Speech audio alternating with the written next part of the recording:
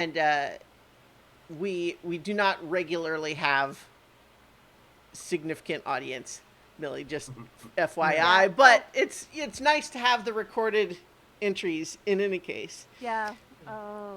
Okay, so Usually like half dozen to a dozen. the channel is Yeah. live now.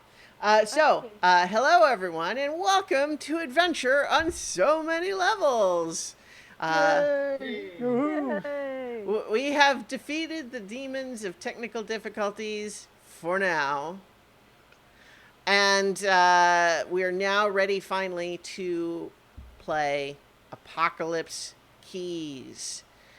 This is a campaign which has been a long time coming, but we're finally at last ready to begin our session 0 for Apocalypse Keys, which is a game that I am very excited about. But first, I'm Christiana Ellis, and I'm going to be the keeper of doors for Apocalypse Keys.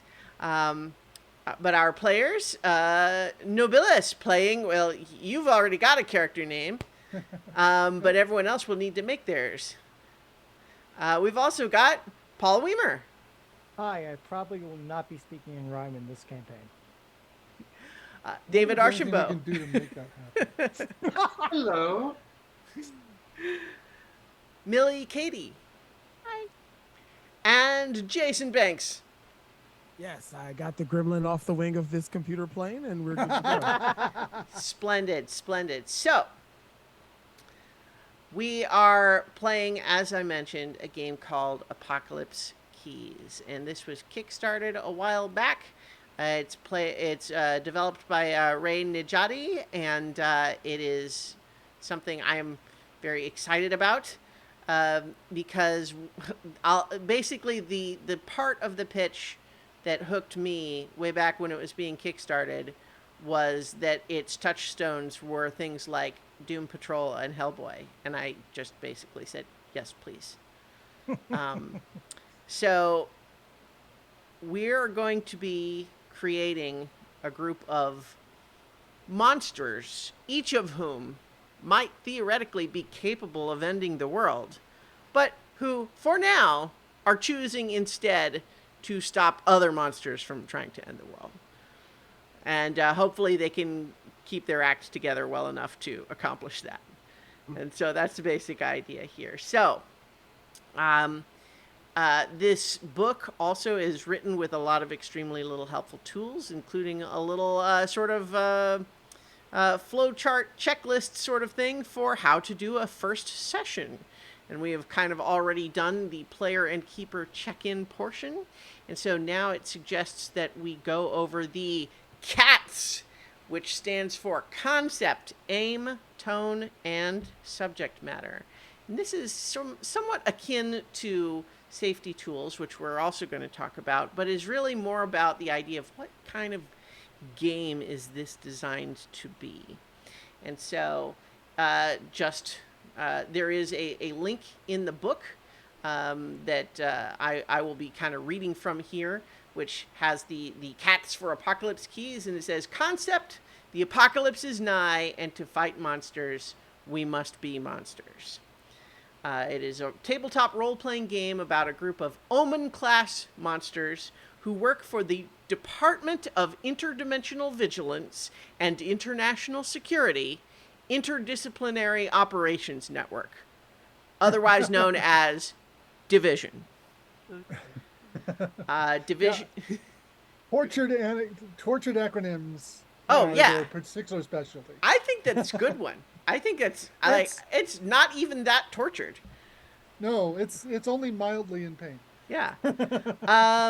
But Division is a mysterious organization dedicated to understanding the occult, taming the supernatural, and protecting the world. A world that is built for the mundane and for humans. A world that tries to pretend that monsters are not real.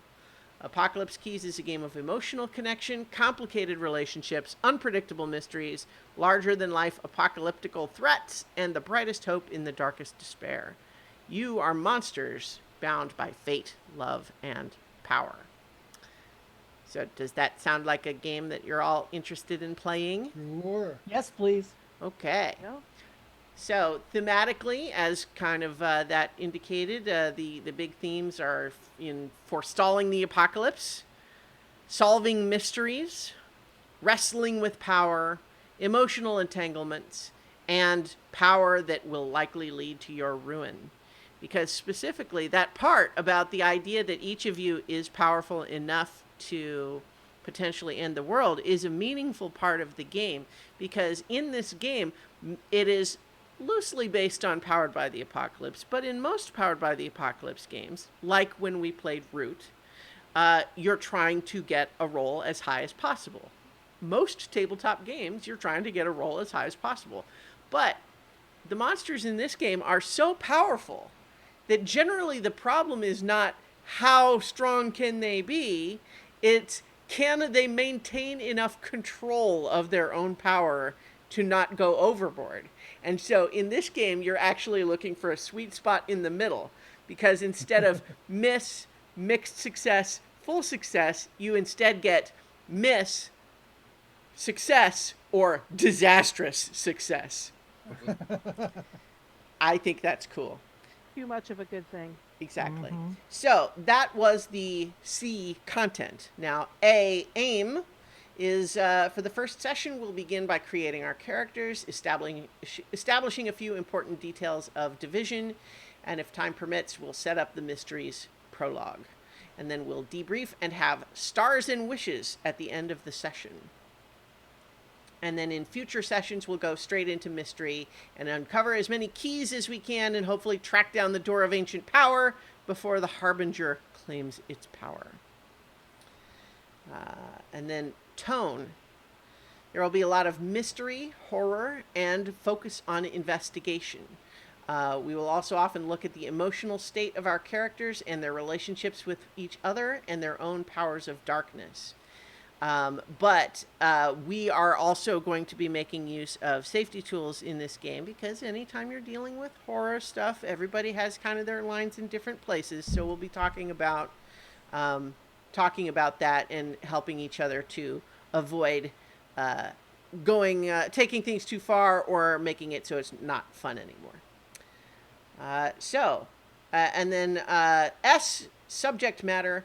There is, for each of the different playbooks, there's a little paragraph, and this is also in the main book, that talks about, like, what are kind of the themes that might come into play with the way the powers work in each playbook. All right, so that is the CATS, content, aim, tone, subject matter, and any questions about any of that? I mean, So far, so good. part of the reason that might be is because I kind of had gone over all of this with all of you previously and deciding that we were going to be okay playing with this game. But, so let's also talk about safety tools. So, one of the things that we have right here in this fancy Roll20 implementation is a green, yellow, red box.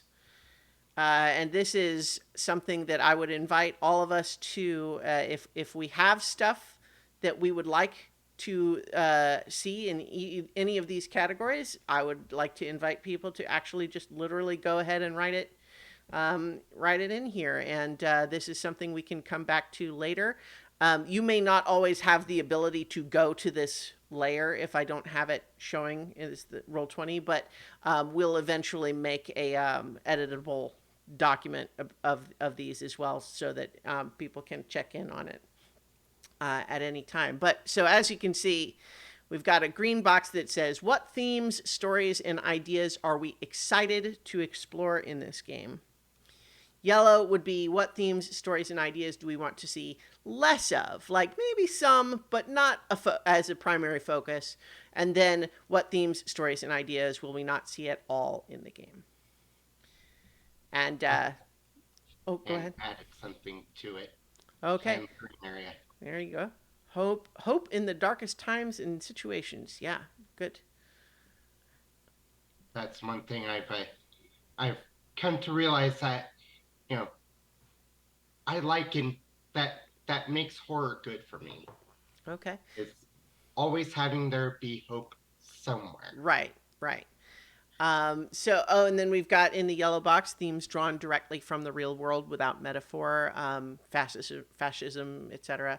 I think that's good. One thing I guess I would be interested in some elaboration on that is that one of the things that is kind of not required, but perhaps assumed to be commonly a part of how this game would work is the idea that this is not a world like filled with monsters. It is mostly normal people and some monsters, right? And so generally speaking, the normal people might not be super cool with monsters, even monsters who are for now trying to help.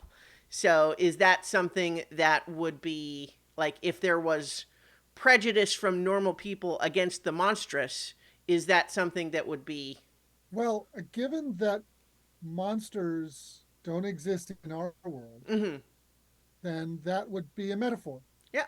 So that works, but I just wanted to clarify that that's what we mean. Yeah. Okay.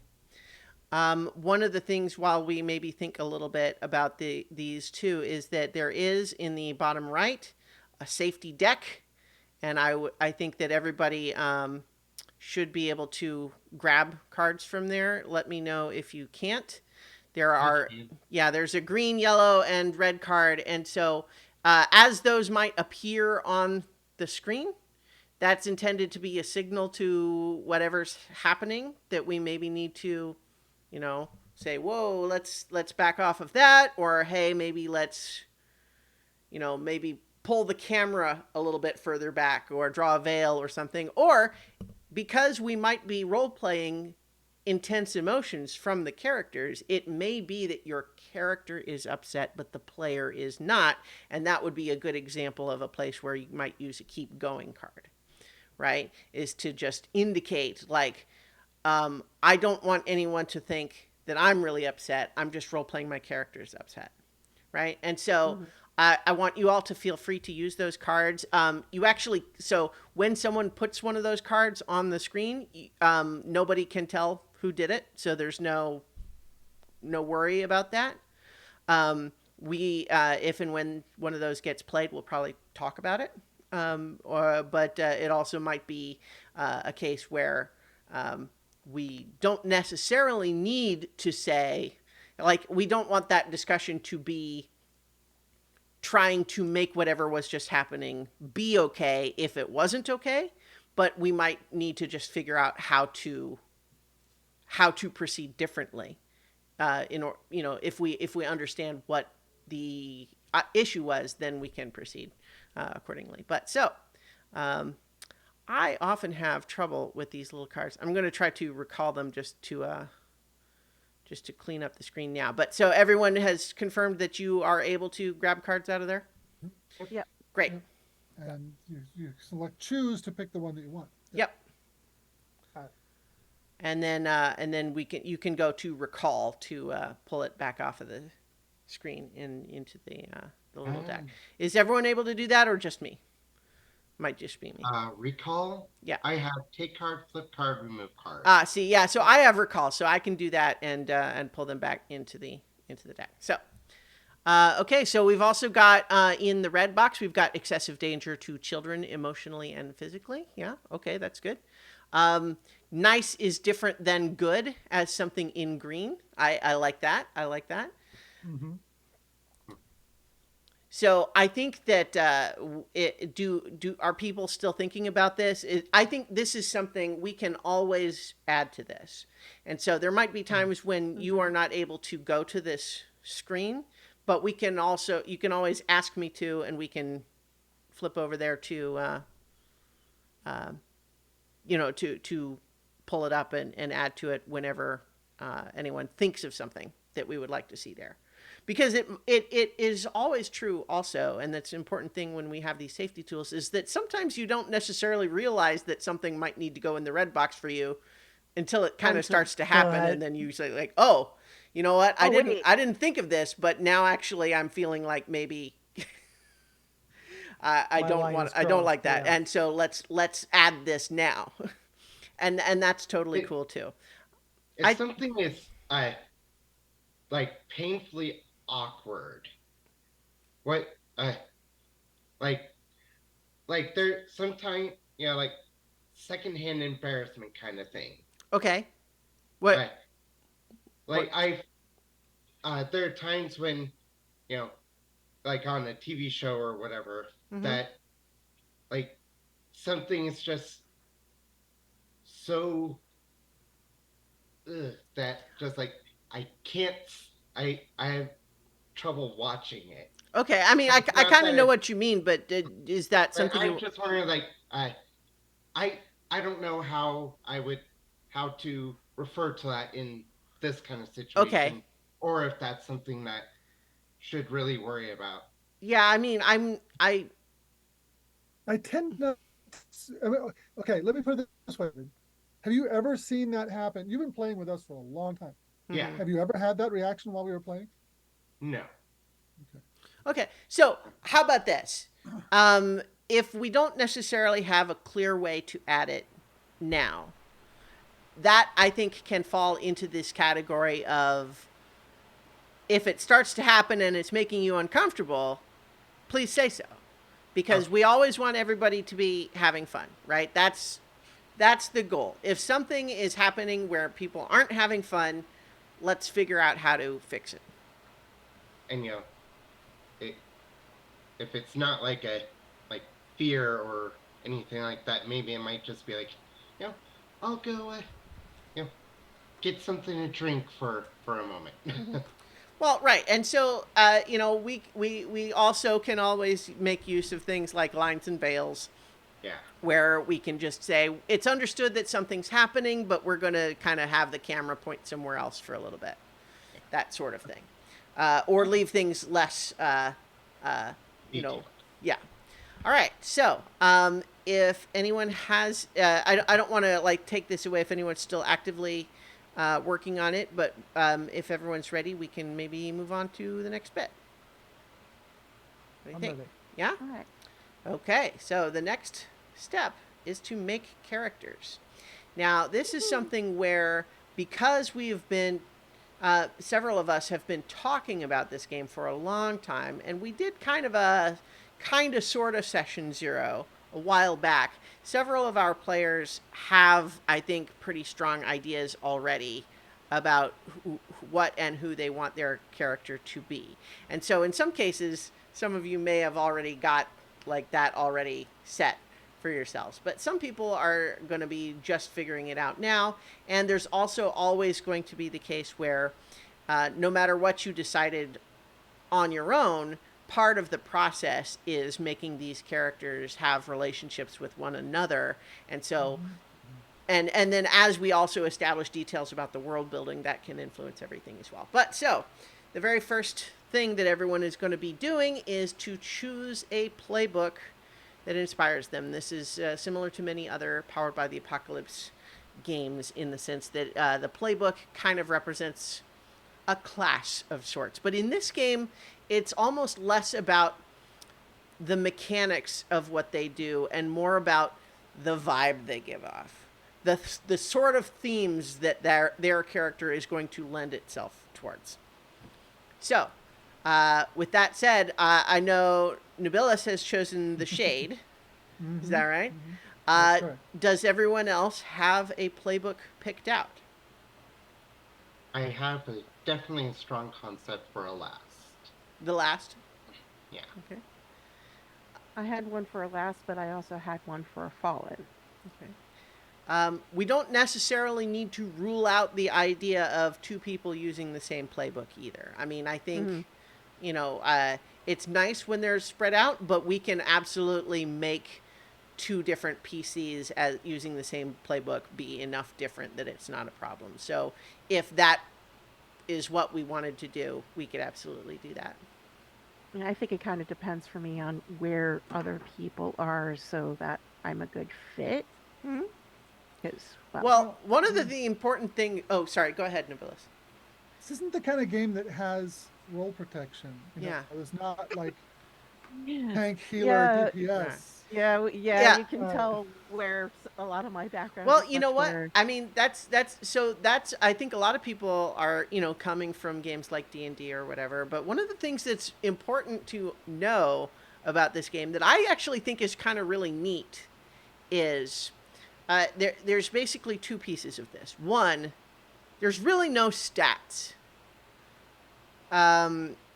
That just isn't really something that's in this game in terms of like, oh, this character is strong but slow, and this character is smart but uncharismatic. That's just not a thing in this game.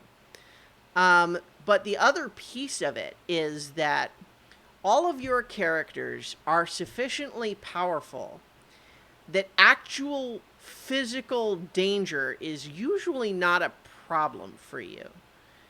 The threat is almost always damage or harm to people or things that you care about, not so much to you. You don't actually have health or hit points. What you have are emotional conditions.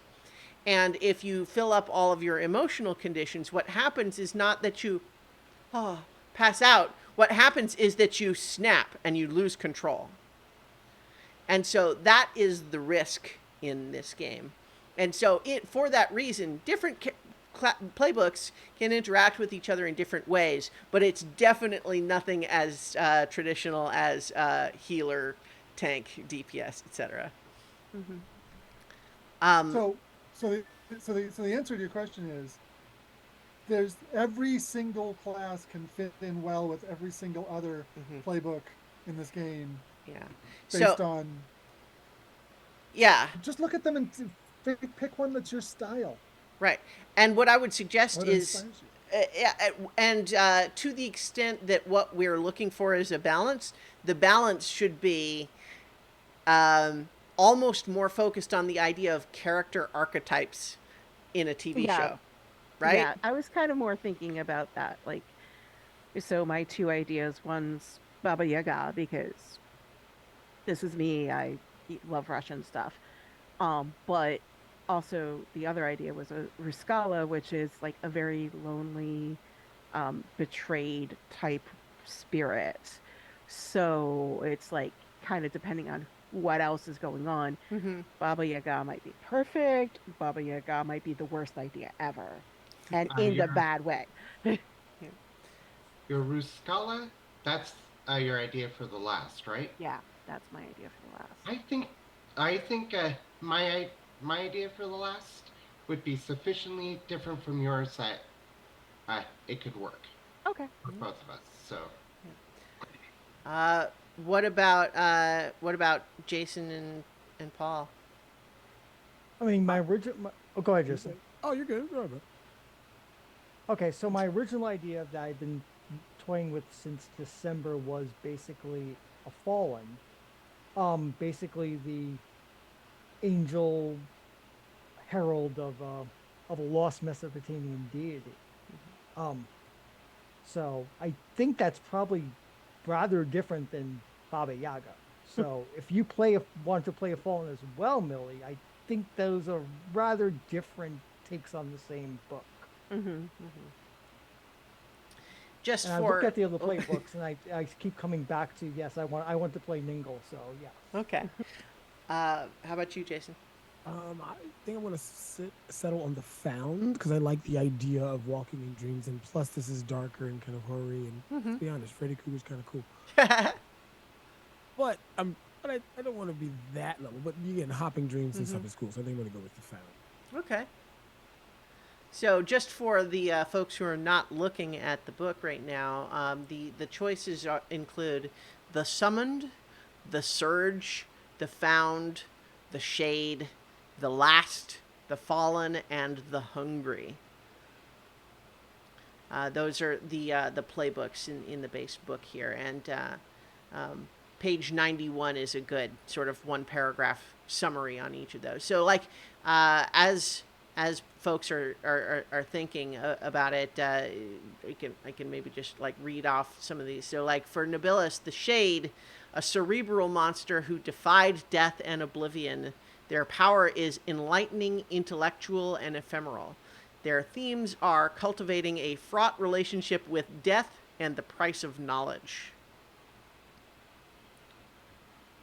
And then, for example, the Found, which Jason was just mentioning, a psychic monster who can read hearts and minds but cannot remember their own past.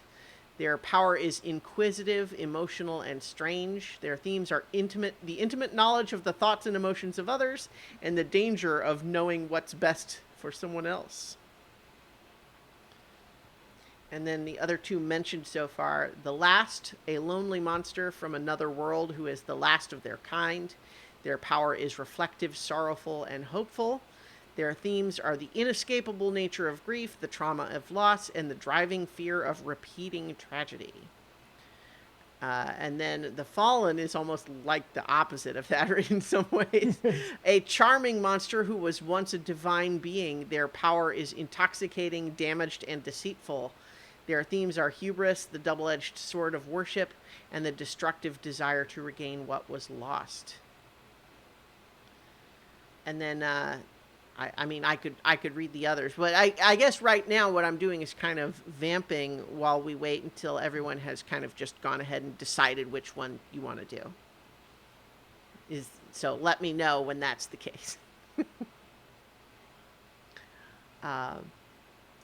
Sounds like I'm not getting folks jump in yet. So the Summoned is a violent monster summoned from another world. Their power is blunt, aggressive, and demanding.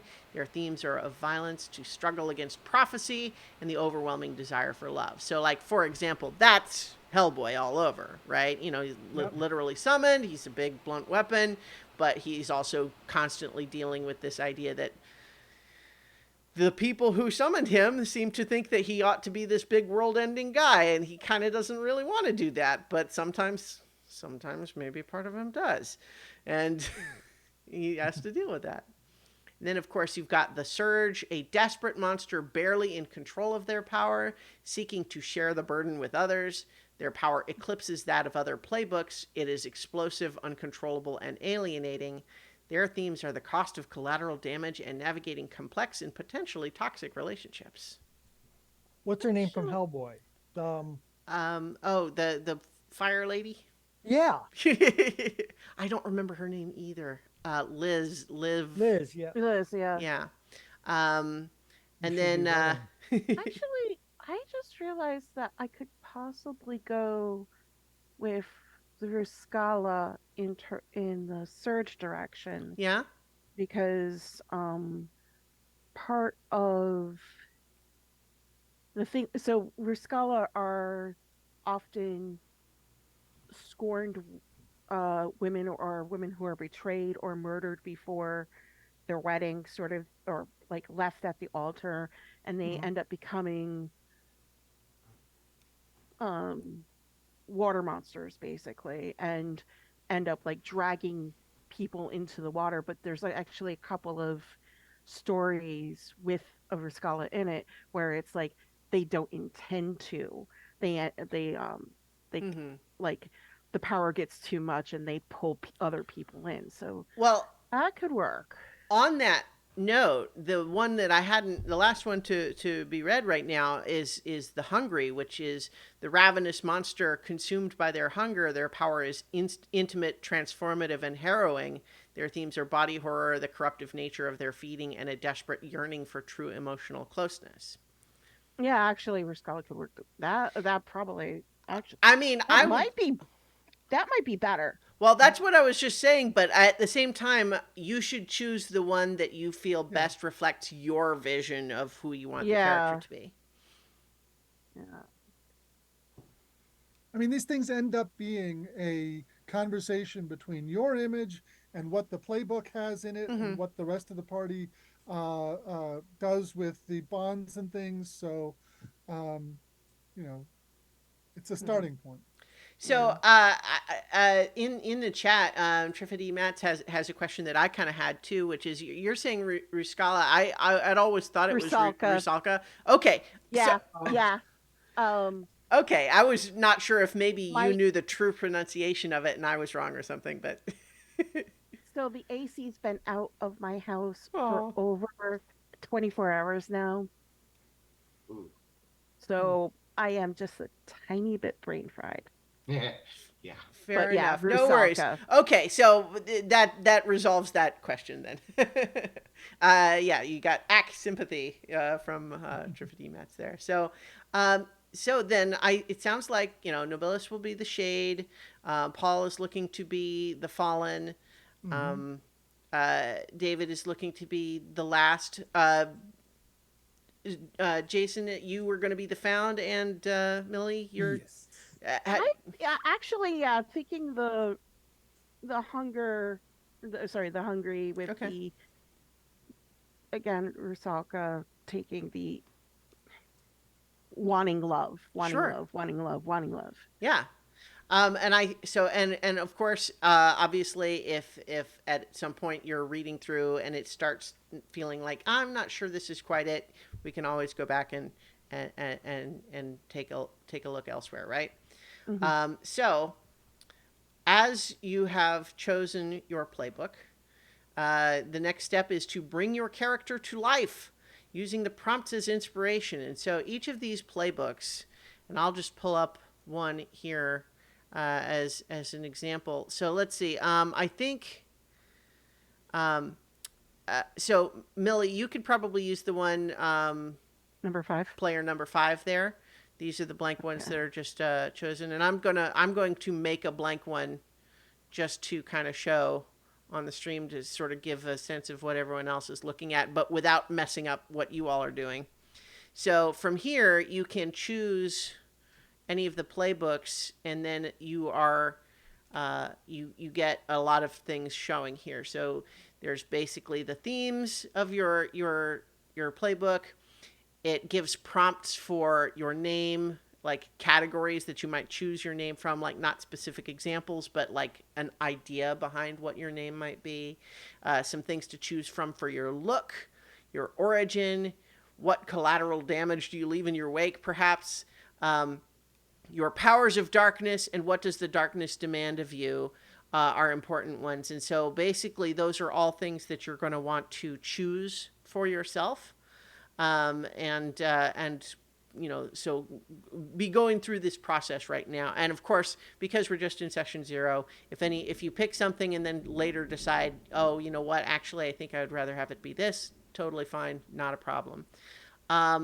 One thing to note when you look at your powers of darkness, as I mentioned before, there's no stats in this game. So there's no rule so the Surge here has elemental control, cosmic energies, demon horde, body and flesh manipulation, angelic fury, and beauty. Those actually, are those the right ones? It's possible that parts of the of the Roll20 thing. Oh yeah, no, that's right. But so in any case, bear in mind that if you choose angelic fury and beauty, there's not rules for that, right? That is literally just the flavor of everybody has the same move that is essentially I use my powers to do a thing. And it's entirely in the fiction what that looks like or how it might play out if it goes wrong or goes well, right? So when you look at those powers of darkness, there's not some other table that's going to tell you that your elemental control does 2d6 plus 4. It's instead a matter of just going to be when you are using your powers to do something, what is it that's happening? What does it look like? What are you good at? And so you have a lot of leeway when it comes to what those powers look like, or if any of those are not feeling quite right and you want to reflavor one of them, totally fine. That's all cool. And then what does the darkness demand of you is also important, because that is going to be a big piece of the thematic work in this game, is that I, as the keeper of the doors, am periodically going to be trying to tempt you. The monstrous part of you, as in the Hellboy example, the part of him that does want to go forward with this prophecy, right? And what does that prophecy want him to do? And so those are the things to, so when you choose from that section of what does the darkness demand of you, you should choose that based on the sorts of ideas that you would like to explore in character, because that's how I'm going to use that information. Does anyone have any questions about any of these? No. Does anyone have them all picked out already and would like to read Yes. theirs? Not yet. I do as well. Okay. Well, so I think, the this is basically the part that we're doing right now. So, ooh, I've got lightning happening outside my window right now.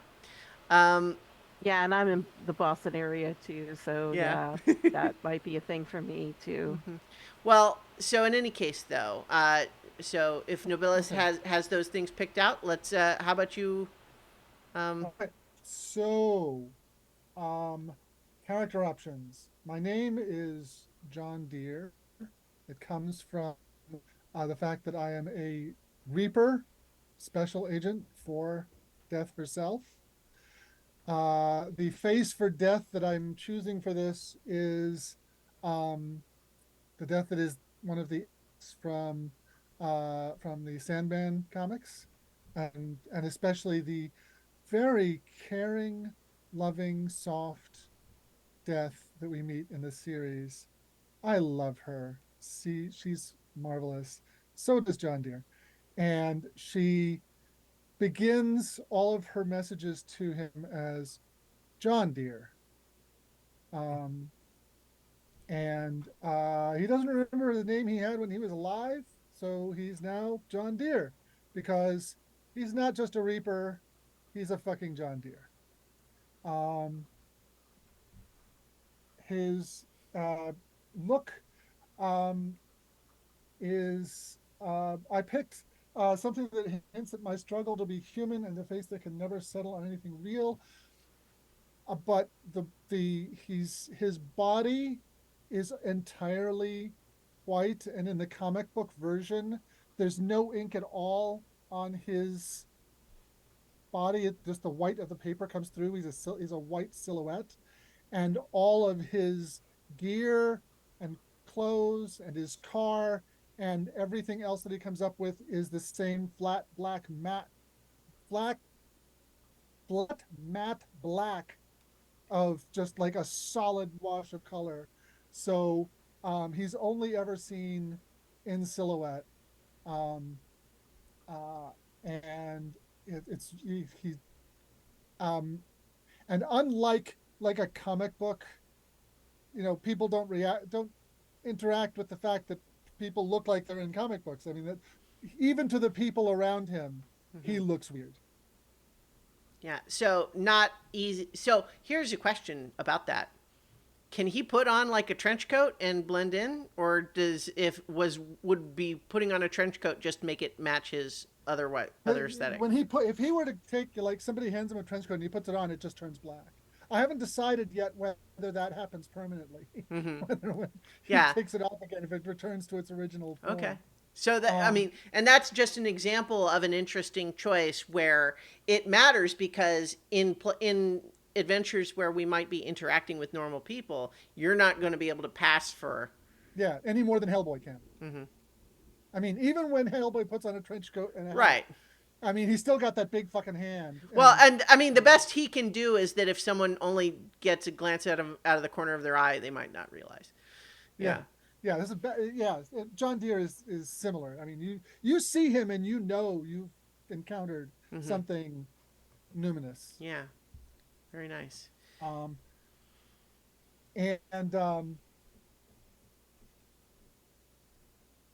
For his origin, I picked something else that describes how I lost my form to death, but hold on to my soul tightly. He was picked out. He was plucked out of the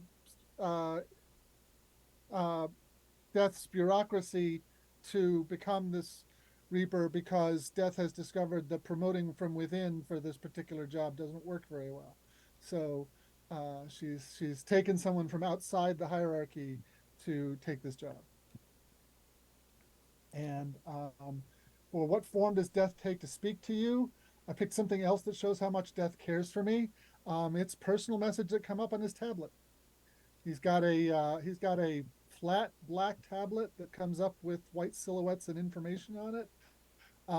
It's how he controls some of his powers, and it's how he interacts with Death on a lot of times. She will sometimes come up like in video or just send him a text message, what have you. She's very modern. Um, and that's and I playing with the idea that the very earliest form of writing was a tablet and a stylus, and now we're calling it a tablet and a stylus again. Hmm. And so the idea is that this is something that has a very long history behind it. This relationship. So, one thing about some of these details, especially when you're choosing something where, one of the options on the playbook is something else, I would encourage you to put details in the notes section of your, which is at the bottom of the left column. But also, if you look at the bottom of these Roll20 sheets, there are quick links to each. So if you see notes as the second from the right on that bottom row, it can go right to those sections as little quick links. And so just because the more of that detail that is available to me as the keeper, the more Right. I'm going to be able to bring it Right. into the game.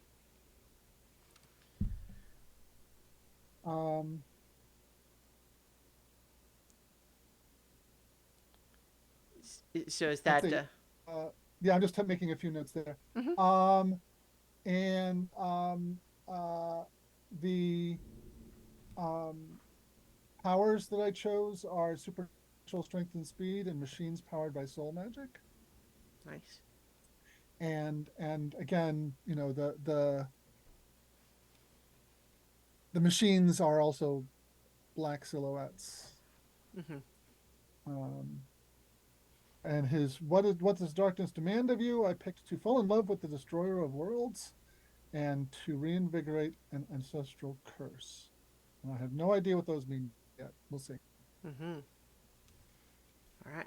And so, what like, as I was saying before, when folks are looking at that, what does the darkness demand of you? I would say choose those based on the storylines you would like me to provide your character with.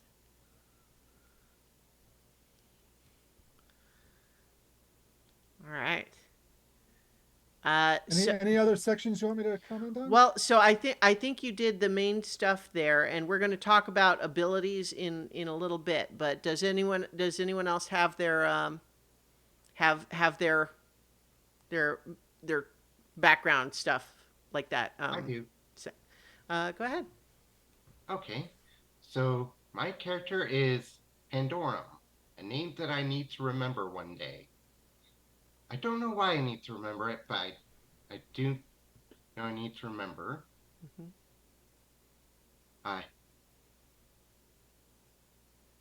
My look is a wound that I will never allow to heal, and a symbol that represents everything that was taken from me.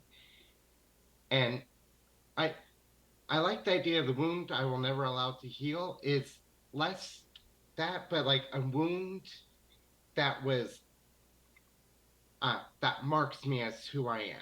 Okay. Because my thought is that is essentially each apocalypse that's happened in the past, my character has been there at the start of it, and is reborn each time it approaches. Okay. And the thought of the last apocalypse is Hiroshima. Well, let's be careful with the word apocalypse in this context, just because I mean, well, it's I say that more like it's a it could be an apocalypse that was averted too. Okay. Or So I don't want to say no. Let's not use a real world event like Hiroshima, but if we do, let's be careful with it. Obviously, right? basically that's the most only, you know, but basically it's like the thought is like the wound is essentially like a, you know, kind of black, almost blast scars across his face, Okay. by his eyes. And then the second one is I chose as a symbol that represents everything that was taken from me. Mm-hmm. And it's essentially a little box on a necklace that rattles slightly with one item left in it. Okay. And that and Pandora, Oh, I see. So the oh, Pandora's it's box. the only thing that's left. Okay, I get you. I gotcha. But you keep it in the box, Yes. which is So interesting symbolically. Like you're holding on to it, but also that means it's not out of the box. You've got it. the box used to be a lot more full though. I'm not saying it's wrong or bad or in any. I'm saying I dig it.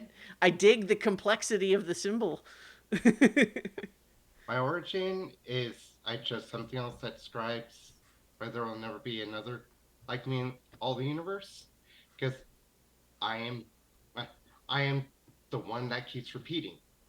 The next one will still be me, just shape, slightly different shape. Okay. And what tragedy destroyed your people? I Yeah.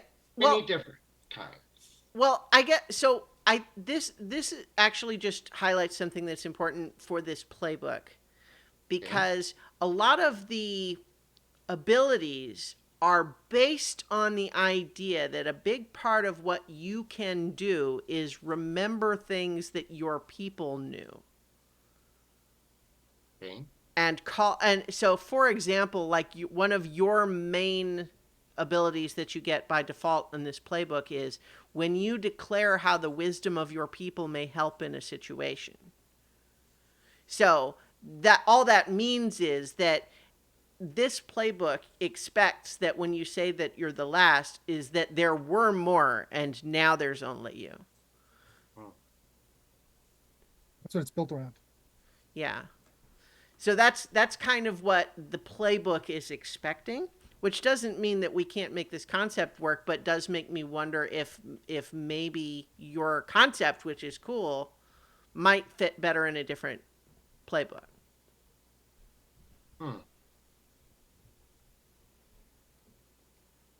I mean, I don't want to tell you that you should change it, but it does seem a little. You see what I'm saying? Yeah. Because I wonder about would you because essentially like the little description here says, a lonely monster from another world who is their last of their kind. The power is reflective. Their themes are the inescapable nature of grief, the trauma of loss, and which all that could play into it. But I wonder also that like the idea that like the idea that somehow you are reborn and reinvented every time there's some huge big world tragedy. That sounds like it could maybe be the surge. Or if we want to make the last work, that's fine, but we just need to figure out what that means for the powers that seem to be intended to draw on the people that were before and now aren't. Maybe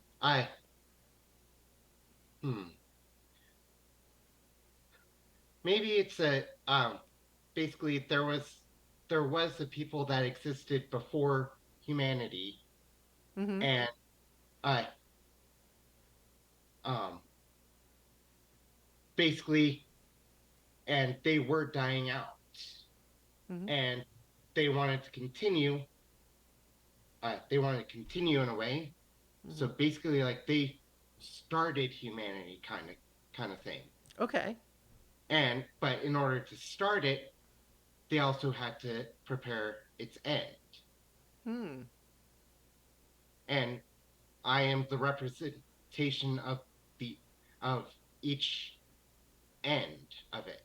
Okay. Sure. I mean, we can definitely explore that for sure. And again, you also don't need to now figure out everything there is to know about who those people were, right? Like it's very cool to have just a general concept and then we can build, because when you leave empty spaces, that gives you the opportunity to later when something comes up decide, "Oh, that was something my people did." Right? Like, so you definitely don't have to decide everything right now. But yeah, so I think if you want to be the last, it does sort of expect many of the abilities, expect that there was some prior civilization or culture that you're drawing on. Okay, great. So I didn't mean to sidetrack us there. That actually helped me create figure out something better for what the darkness demands. Okay. Well, because one of the main questions in this setup is what tragedy destroyed your people? Yeah. Yeah. So we're at the origin, and then going to tragedy. Mm-hmm. Okay. So Well, and I mean, like, so for example, what you described might be for origin, might be my people owned this earth before humans. yeah, Mhm. yeah, that Mhm. that does work better. And what tragedy destroyed our people? Um,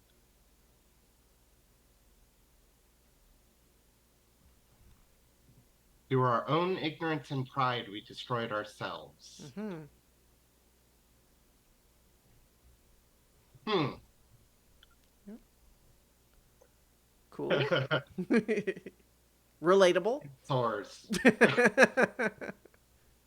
Uh, no. Well, and if you Anyway, think if you think of stuff you like better later, obviously that's well, fine. So well, anyway, moving on. Mhm. Your powers of darkness, void spells, and time distortion. Nice. Yeah, basically, kind of thing like touch an enemy and strike an enemy by touching it, and the area that touches withers as if it's aged 1,000 years. Or void spells, you know, rip open a hole in space time and suck an enemy through. Mm-hmm. Sounds cool to me. And what does the darkness demand of you? To destroy all life in Earth and to awaken the Leviathans in space. Nice. Dun, dun, dun. Nice. Okay. Great. And that is Pandorum. Yeah. Who else has their answers ready? I do. Yeah.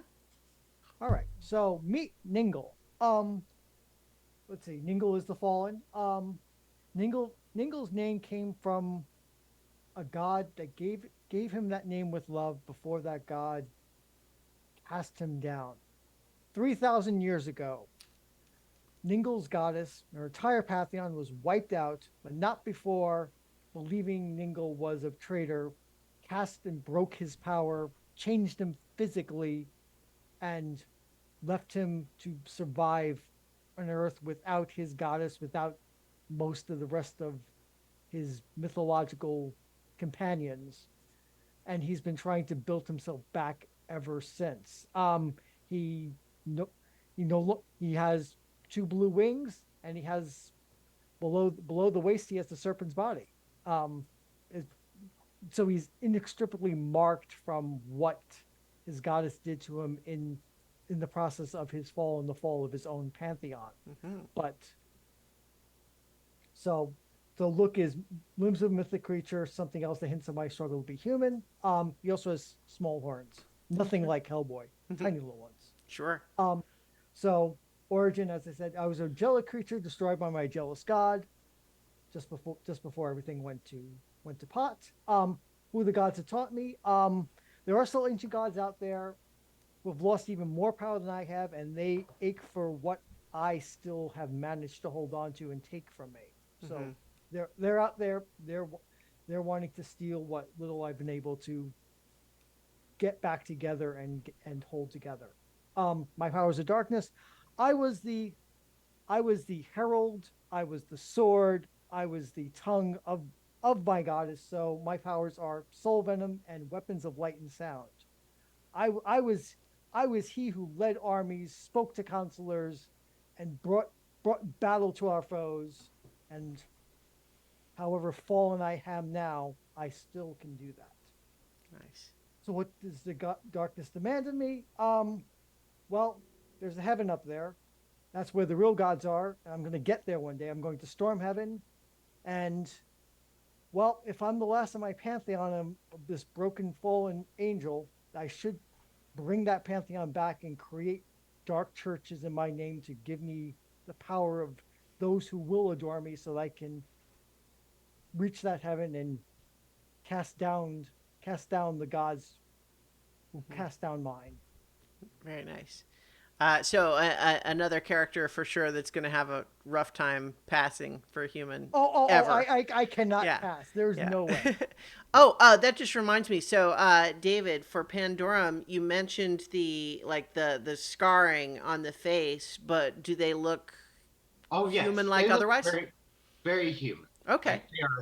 Like, they are, basically a little bit of makeup, and generally no one would. Or even without the makeup, maybe they would just assume you're a human with scars. Yeah. Okay. Yeah, good to know. Just because it might matter at some point. Oh yeah. All right. Very nice. Very nice. How about Jason and Millie? Have you are you either of you ready to read through those yet?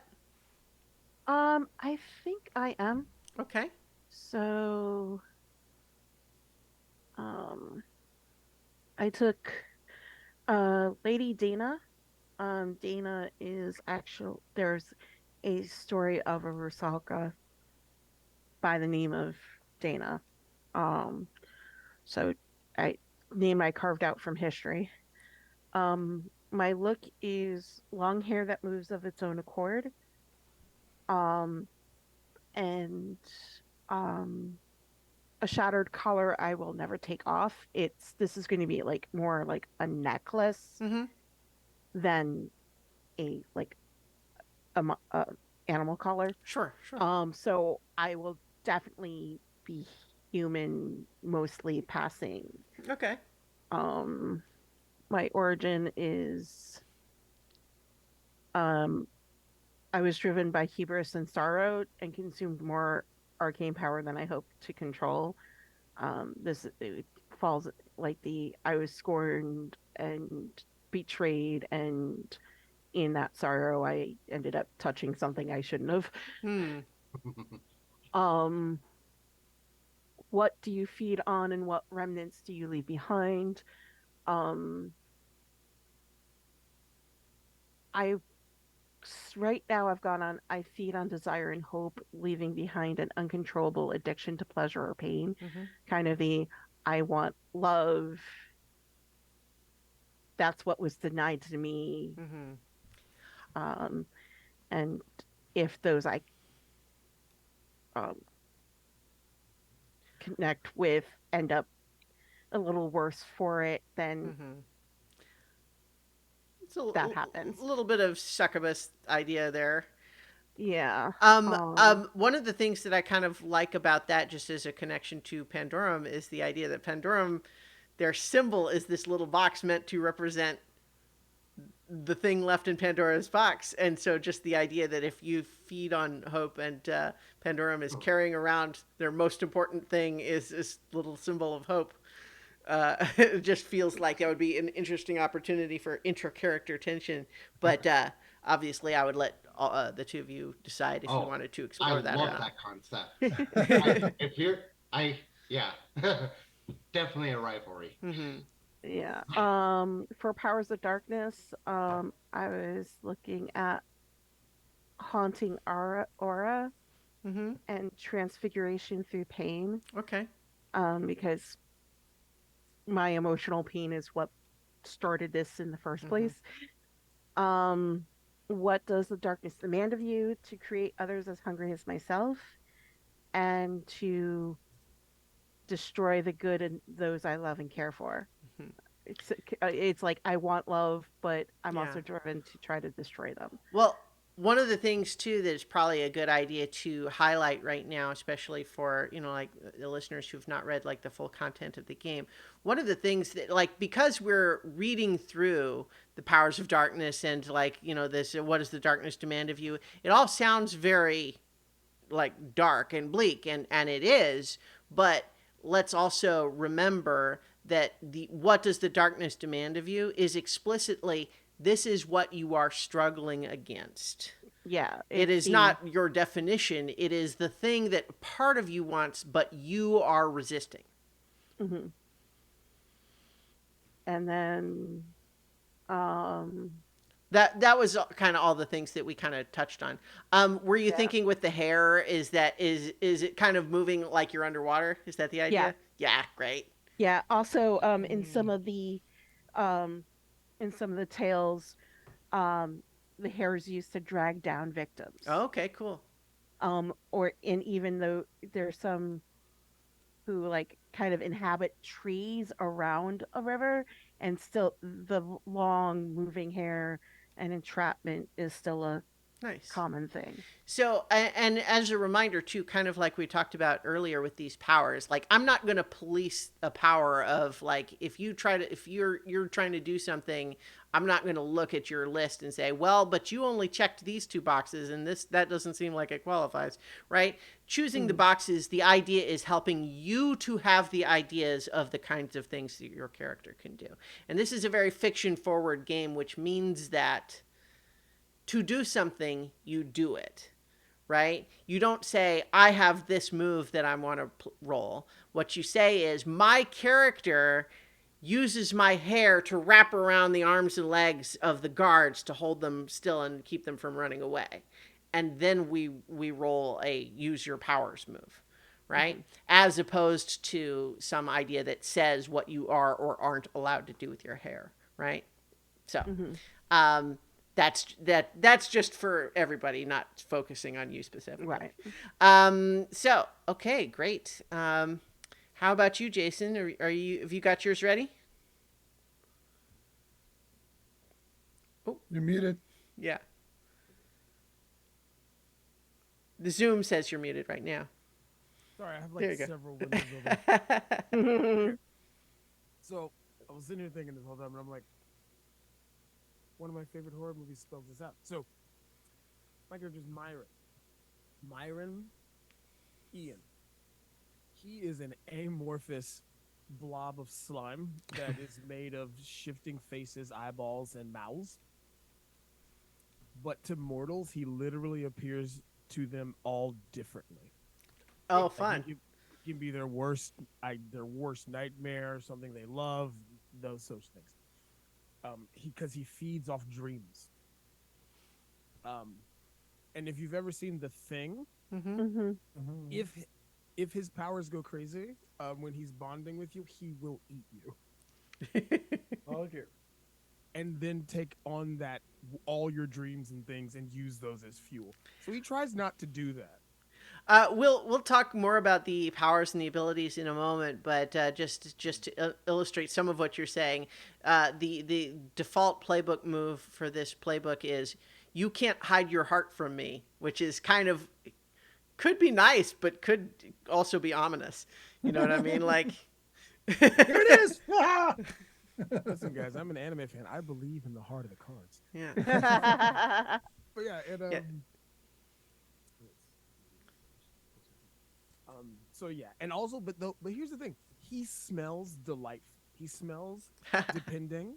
He smells like he could be like a warm spring day of like flowers and incense, or if he's wet, he can kind of smell like a fresh cut grass, like after a rainstorm. It's very pleasing to be around him, except he looks horrified. Unless he, so Yeah, like unless you're a so. human. Yeah, so this idea of looking human or even different to everybody, is that something you control actively, or is it just like it just happens that people just see you how they're going to see you? He can control it, but it takes a toll on him. Okay, so usually it's just sort of a passive effect, is that everyone you meet sees a slightly different thing? Yes, but if he wants to, like, say, command them to do something or find something more about them, he has to reach into the dark. Okay, place. cool. That's fun. Um, See, like that's we've been talking a little bit about who could or could not pass as human, and for you being someone who theoretically could, but is in actuality a blob of mouths and eyes and slime is kind of fun. It's a fun take on that question. What do us immortals see? Do we see the blob of Yeah. slime? Absolutely, Okay. 100%. Yeah. He was like for the origin. I wanted him to be found. I thought about it because I really did think about the thing. Mm-hmm. And thought about having him just be a crashed alien experiment, but like I was thinking more along the lines that he was something humanity made, or or darkness made to try to turn humanity into an army. That's what the darkness calls for him to do. Basically, make a mindless army of things he manipulates and controls. And he's like, that's not. I don't know. I don't want to be a cult leader. That's not cool. And so he rebelled against, those urges, although they're still there. Hmm. But he also wants to find the person who made him this way, because it kind of sucks for him, right? Because people see him as all these different things, all these different people, but he can't show who he is to them, right? Hmm. It's kind of cruel. It's almost torturous. Oh, so does that mean for ordinary people, you literally can't appear as your actual form? Yes, I would have to. The way I was looking at it, I wanted to make it so if he does want to show them, he would have to literally force it, right? Like Okay. Using the ability, because I have two, right? Right. So you theoretically could, but it's one of those things where not only is it like extra effort for you, but also is practically guaranteed to horrify them. Right. And if it goes crazy, then he wipes their mind and eats that person. And then he's like, well, Yeah. I went off the wagon, guys. I was being Uh-huh. Yeah. Did you eat somebody? Ah, damn it! Jen? Well, and then maybe you and Lady Dana can be lunch buddies. Okay, so how about I think next is what has replaced most of your memories from before Division? all the other people's memories. He has so two of the cool things I saw was that you can be haunted by shadows and voices. Hmm. And so he's literally haunted by all the different dreams and hopes that he has consumed and used for power. Like all their aspirations, all the things they want to, like if he eats a guy who wants to be a baker, then he starts being haunted by like recipes and like measurements and like, oh, I want to make a croquembouche and a decoy, and he's like, what in the world? Nice. By the way, if you haven't watched it, there's a show called Crime Scene Kitchen. Excellent show. What Literally, a people name tried- for a show. They tried to investigate like clues in this kitchen to figure out what the mystery dessert is they have to make. Oh Oh, wow. wow. That sounds very silly. Okay, I have to find this because Pretty fun. damn. All right. So, how about your powers of darkness, and what does darkness demand of you? So the power of darkness is where you can't hide your heart from me, and the No. This is where I have them on screen, but like where you chose telekinesis and Oh yeah, telekinesis Yeah. and psychic blast and Mhm. and then what does darkness demand of you? We'll talk about moves in just a moment. oh yeah, that to literally make a literal dark army of humanity, like enslave them as their leading thing, right? Basically preying upon their hopes and dreams to cause them to follow me, kind of like again a cult leader. Yeah. You know what I just suddenly thought of too is Odo. Oh, yeah. Yeah. Or- God. Or a very, very twisted Sergeant Slock. Oh my god, can you imagine if like there was an actual evil Q who could just be like, I'm gonna just be me. Like, We're gonna go. We're gonna actually do Gilbert and Sullivan, guys. Let's go. That's horrifying. Or an evil Odo? Oh my god. Well, I mean, that's the Well, rest of the there's the Dominion, right? Dominion. Yeah. Yeah.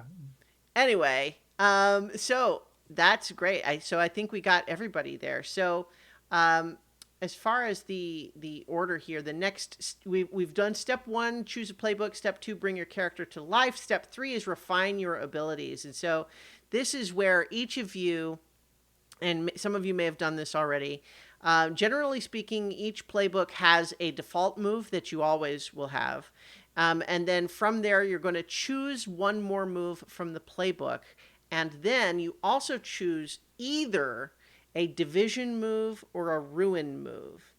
And ruin moves are different than regular moves in the sense that you don't need to roll to do them. If you do the move, it just works and it's very powerful. However, in order to use it, you mark ruin, and your ruin track is essentially your pathway to becoming the worst version of yourself that's going to end the world.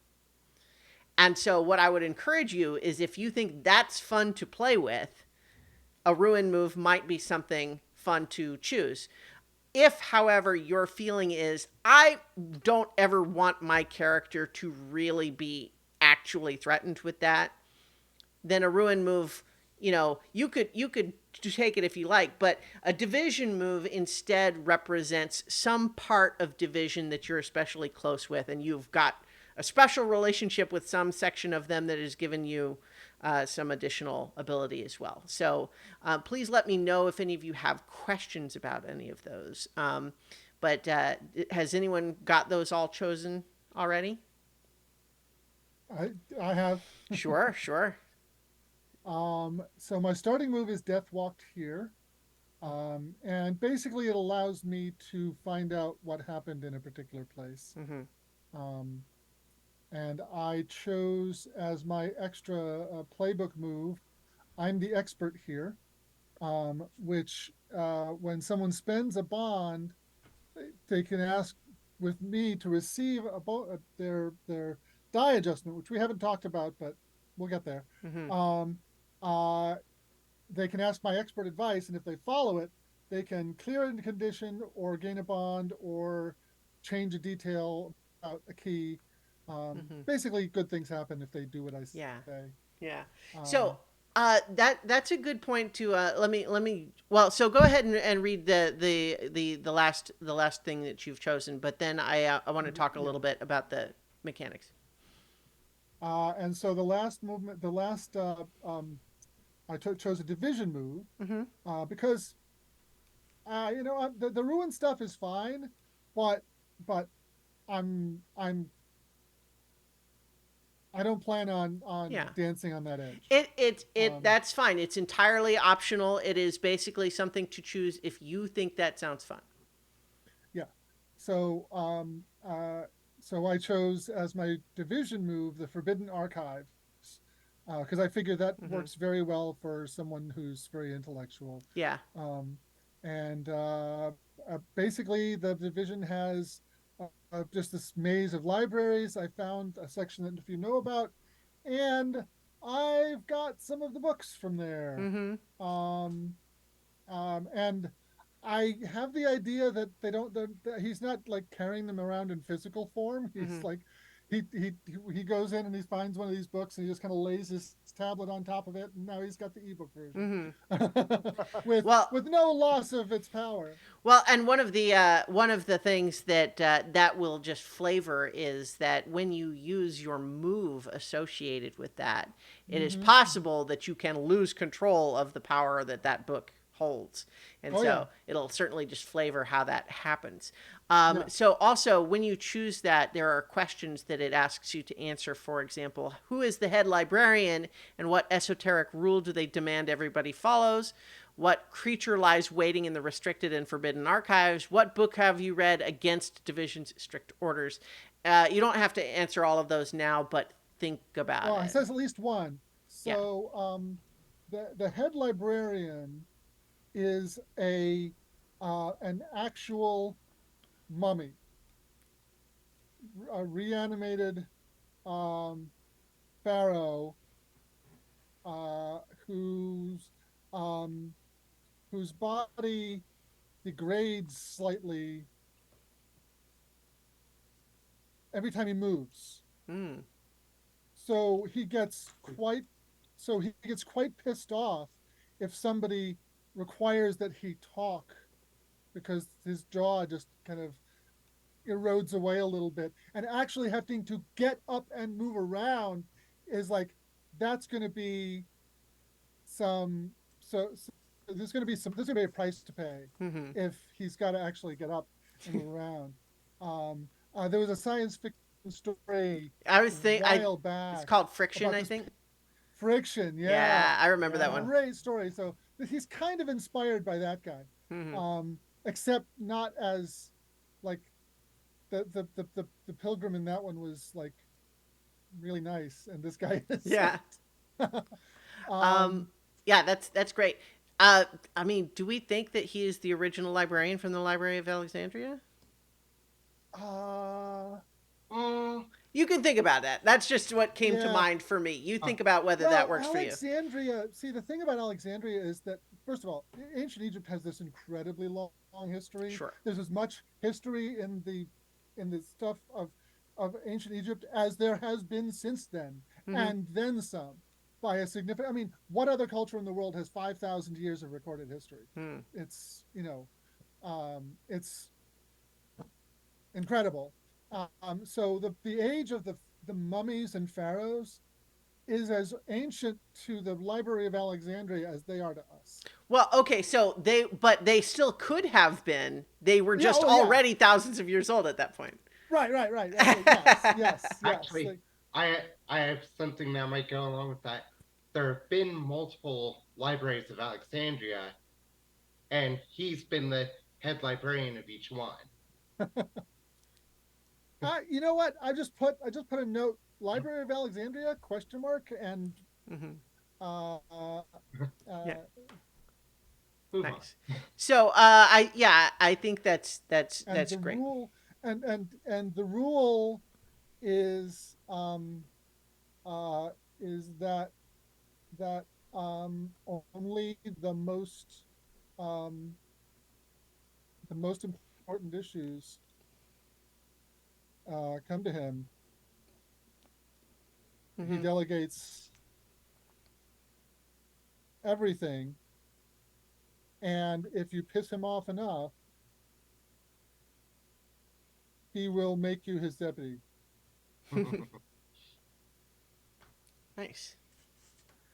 Okay, great. So the thing that I wanted to touch on about the mechanics, just because this may inform what moves people want to choose, because of course the moves allow you to do things within that mechanical system, and so it's important that you understand the basics of that in order to make the best choices for the moves. So the basic way that roles work in this game, like I said, there's no stats, right? But what you can do is each of you, based on your playbook, has certain things that allow you to earn darkness tokens. So, for example, we are just talking about John Deere, who, as the Shade, gains darkness tokens when you feel ignored or unimportant, react with cold reason and logic, ask someone to follow your instructions, ask someone to ignore their heart, or embody an emotional condition that currently affects you. And so that is role play based. And not only that, but it is entirely up to you. There might be times when you weren't thinking about it, and I might suggest that you could earn some darkness tokens, but it is entirely based on whether you think you're doing it and you choose how many. So it is not up to me to say, well, I think that bit where you reacted with cold reason and logic was only worth 2 darkness tokens. It's up to you to decide how many you want. What do you use darkness tokens for? Well, when you are going to make a move, you're always going to be rolling 2d6, and you can add darkness tokens to whatever the result is, and you decide how many. It's kind of a gamble, right? Because the more you add, the more likely you're to get a higher number, right? Which might avoid a miss, but you might add too many and end up with a disastrous success, right? So it's always up to you to try to guess, like, well, maybe with this particular move, it would be better to miss than to go too far, so I won't add so many tokens. Or in this case, it's like, no, we really need certain thing to happen, even if there's collateral damage, you add as many as you can, right? So that's how the moves work for the most part. And so, as I mentioned, a ruin move, you don't roll, but you mark ruin.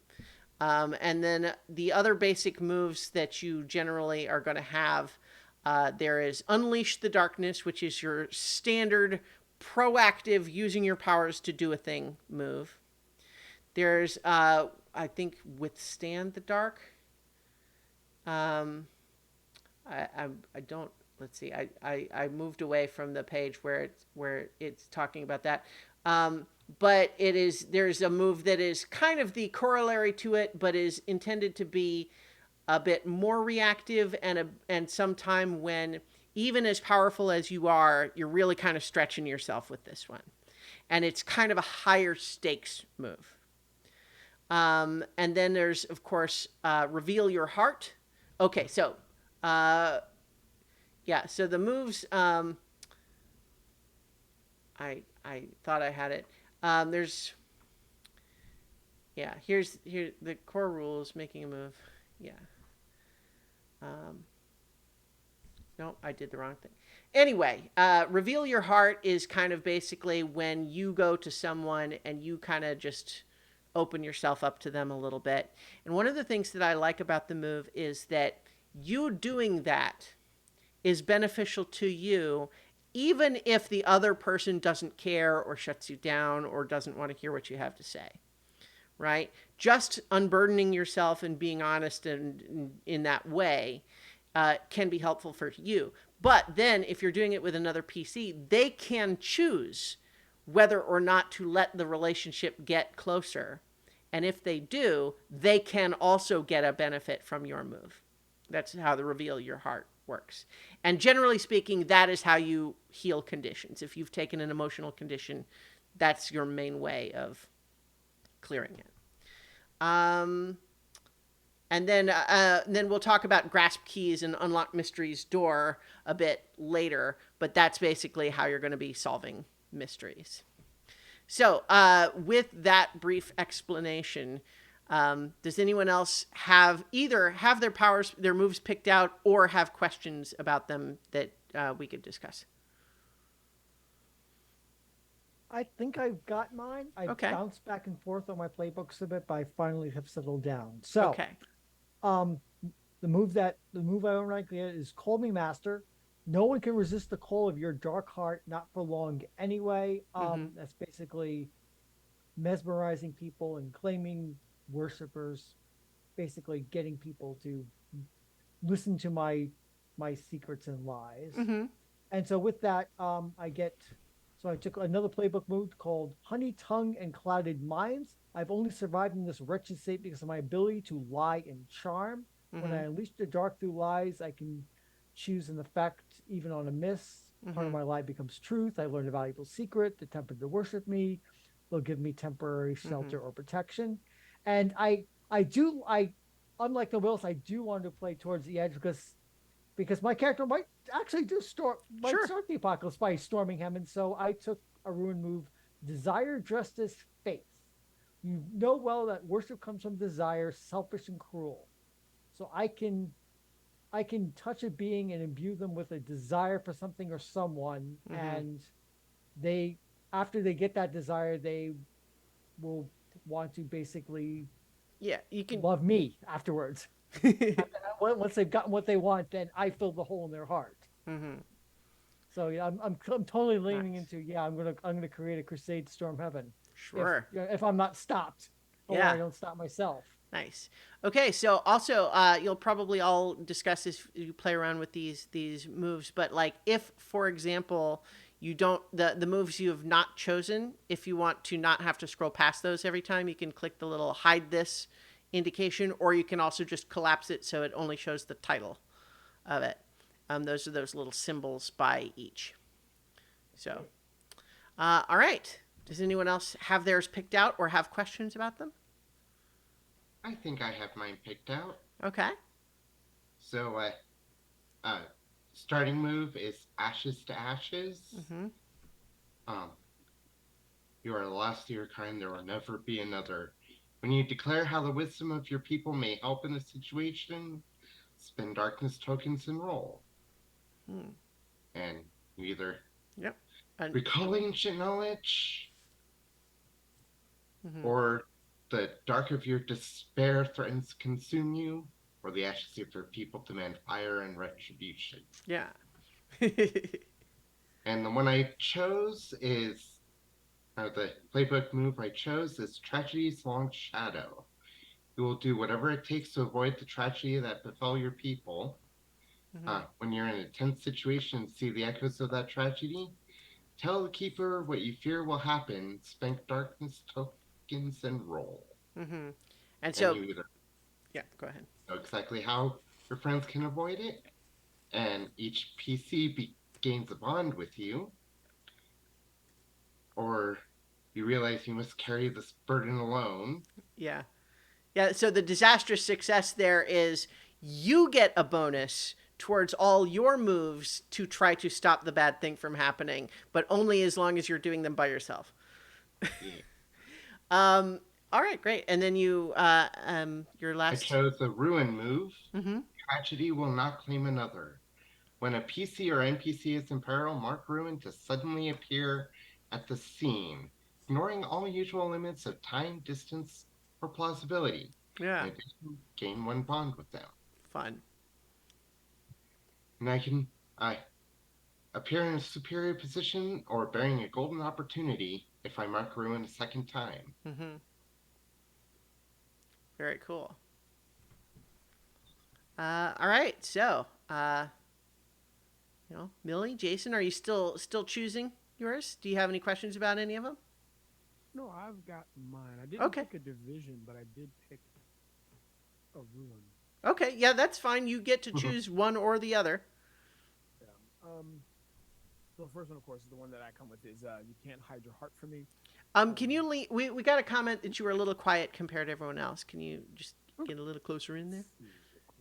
Just lean into that microphone, nice and close. Easy. It's been so long. No, is that better? Yeah, I think so. Hopefully for the chat. Yeah, you can't hide your heart from me. You are sensitive to the surface thoughts and strongest feelings of those around you. When you deepen your senses, spend darkness tokens and roll. Basically, I can ask questions and find out information. Although one interesting one that was what don't you realize you know?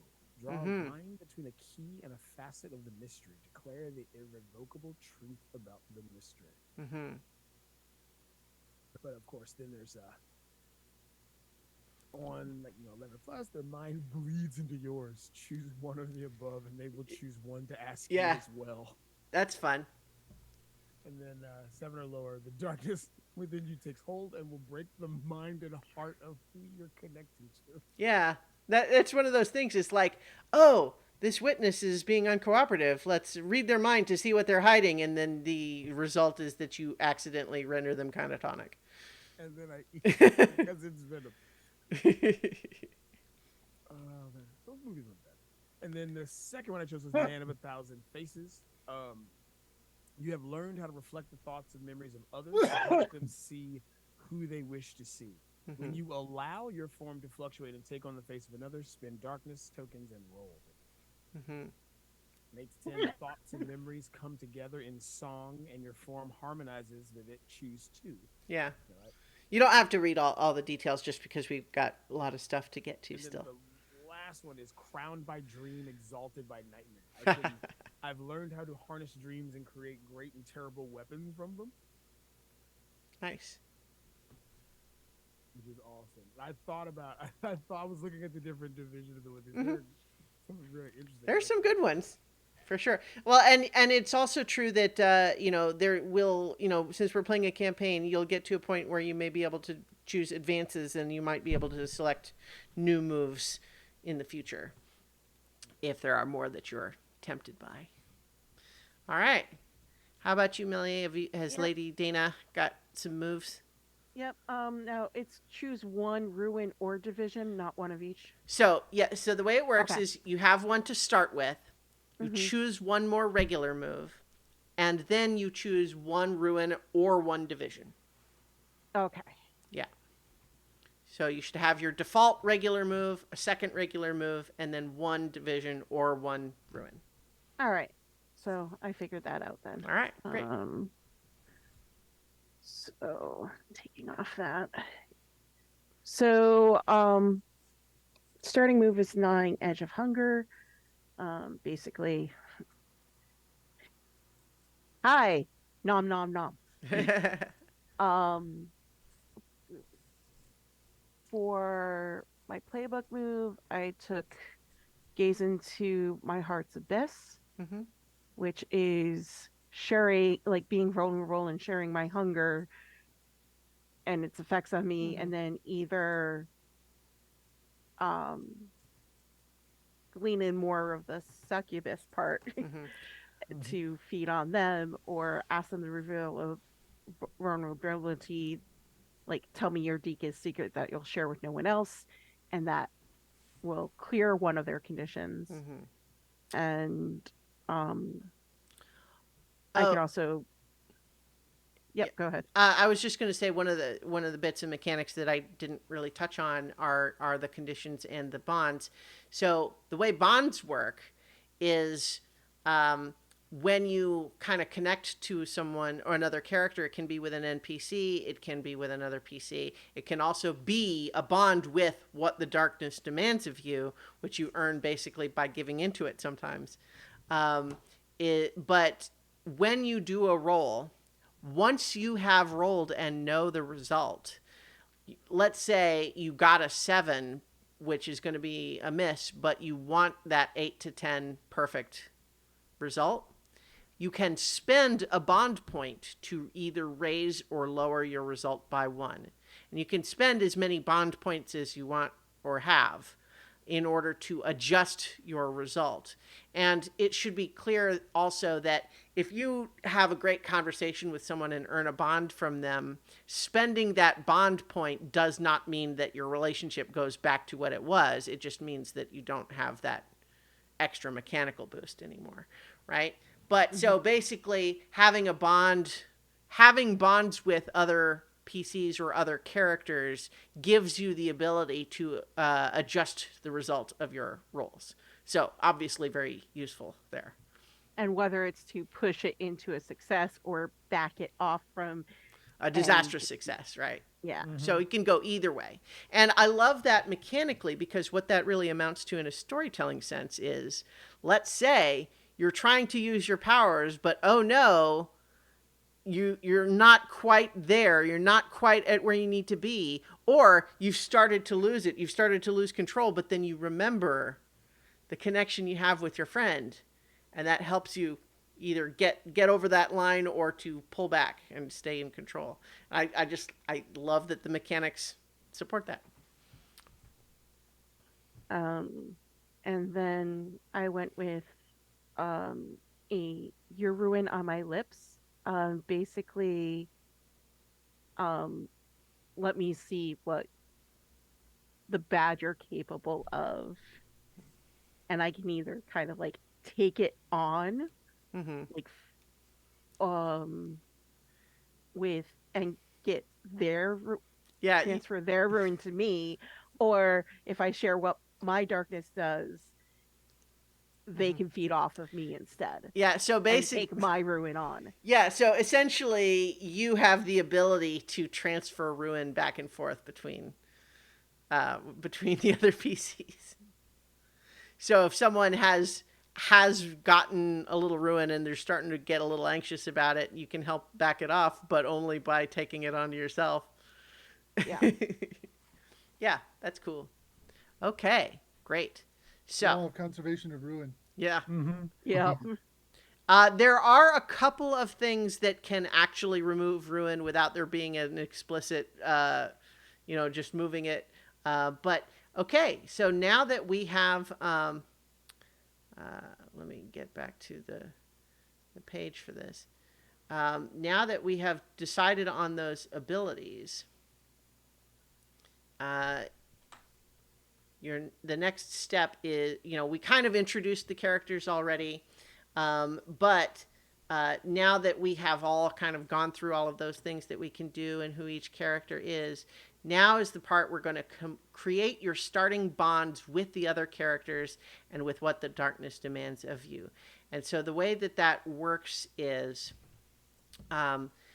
each of you has on your sheet various bond questions. And so I just pulled up Nobilis's sheet here. Where is that bonds section? There we go. Starting bonds prompts. One of them is, you were there when I died. How did witnessing my death transform our relationship? Gain 1 bond with them. And then there's another one with, I love you, but I can't accept it. Why do you allow me to remain ignorant? And then gain 2 bonds with that person. But then also, why am I tempted to give in to what the darkness demands? Gain 1 bond with what the darkness demands of you. All of you are going to have that what the darkness demands of you 1. And so you'll have one starting bond point with what the darkness demands of you, which you can spend just like any other bond. It's just different how you gain more of that. But the other 2 that you have, you need to select one of the other PCs to ask that question of.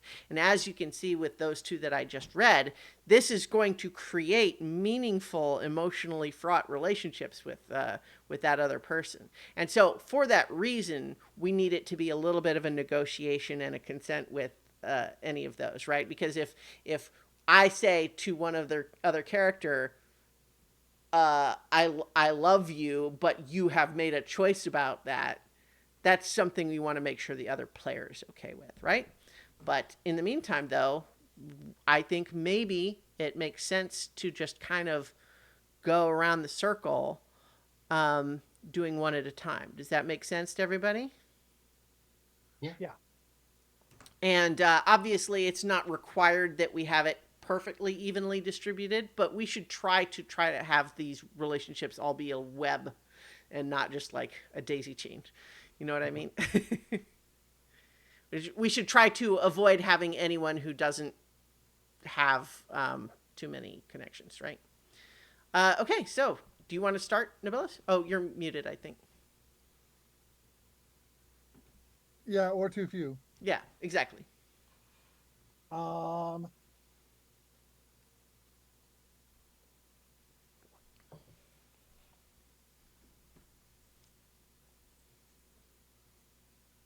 Well, if you don't have one right away, do we have someone else who wants to start with one? I am going to.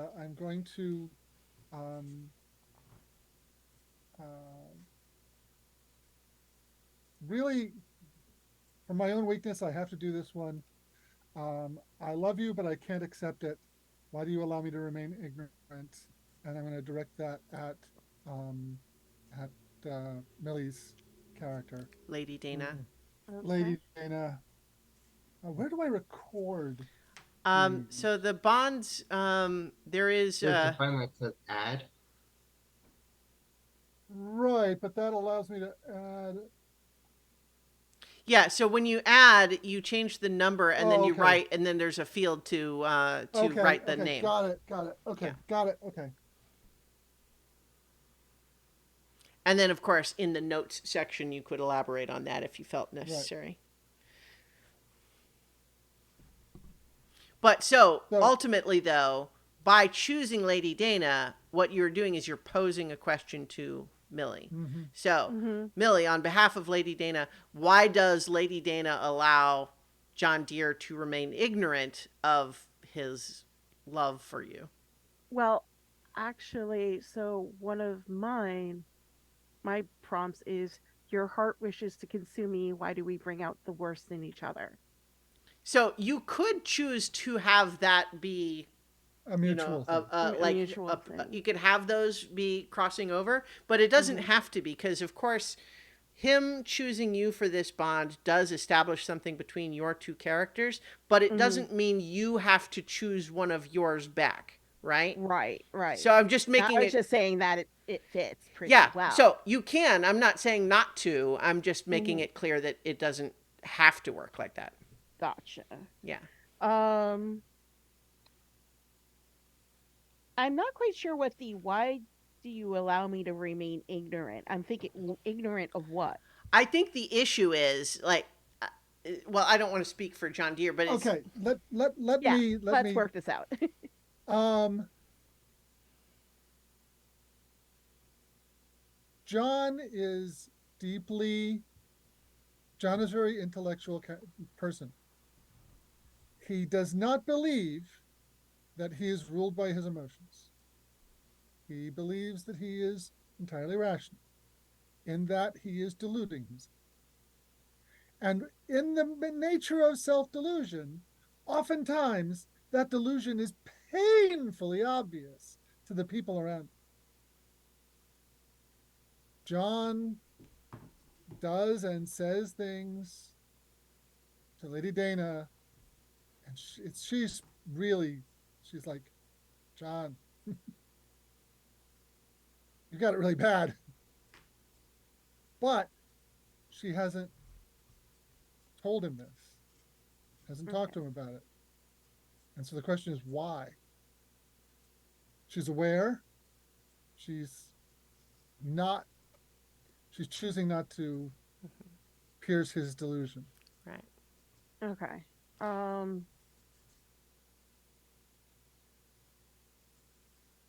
I think that might stem from actually caring about you a little bit. Not want like something about you places you in the I don't want to hurt you. And if I mess with your delusion, self delusion, it's going to lead to a lot of hurt. And of course, everyone should be aware, just like the two of you be aware right now, this is not something that is forever defining the relationship. It is what is the current state, right? Yeah. But also, based on the kind of game this is, I love you, but I haven't brought myself to realize it yet because I'm not very in touch with my feelings, and the other person knows that but doesn't want to hurt them. I mean, Drama. right? That is a perfect possible thing that could be developed, right? But of course, it's nothing's required. It just Okay, great. So Paul, do you have one? Yeah. Okay. So you made sure I think I'm going to point this. I think at Mirren Ian. I think. You made sure my fall was swift and terrible. Why don't I hate you for it? I'm assuming that you've been around 3,000 years. I might be wrong. I might have to point this at someone else instead. I had I don't want to speak for Jason. Well, I mean, to be fair, yeah, we could. You know what? To be fair, if I went with kind of that idea of the crash ship thing, absolutely, I wouldn't mind that actually. Because also, why haven't I? And so, what was the question? It was You made sure my fall was swift and terrible. Why don't I hate you for it?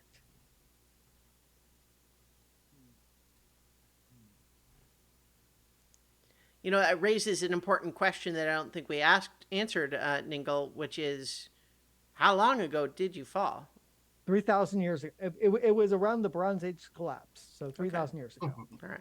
Well, and that means you are by definition saying the two of you have known each other that long. Yeah.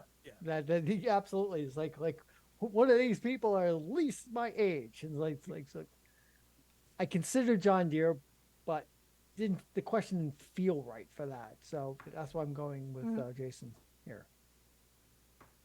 The reason your fall was swift, I made sure that it was swift because I consumed the dreams of your fallen pantheon Which is why Oh you my can't- god, I love that. Because the remainder of your people is in this slime somewhere.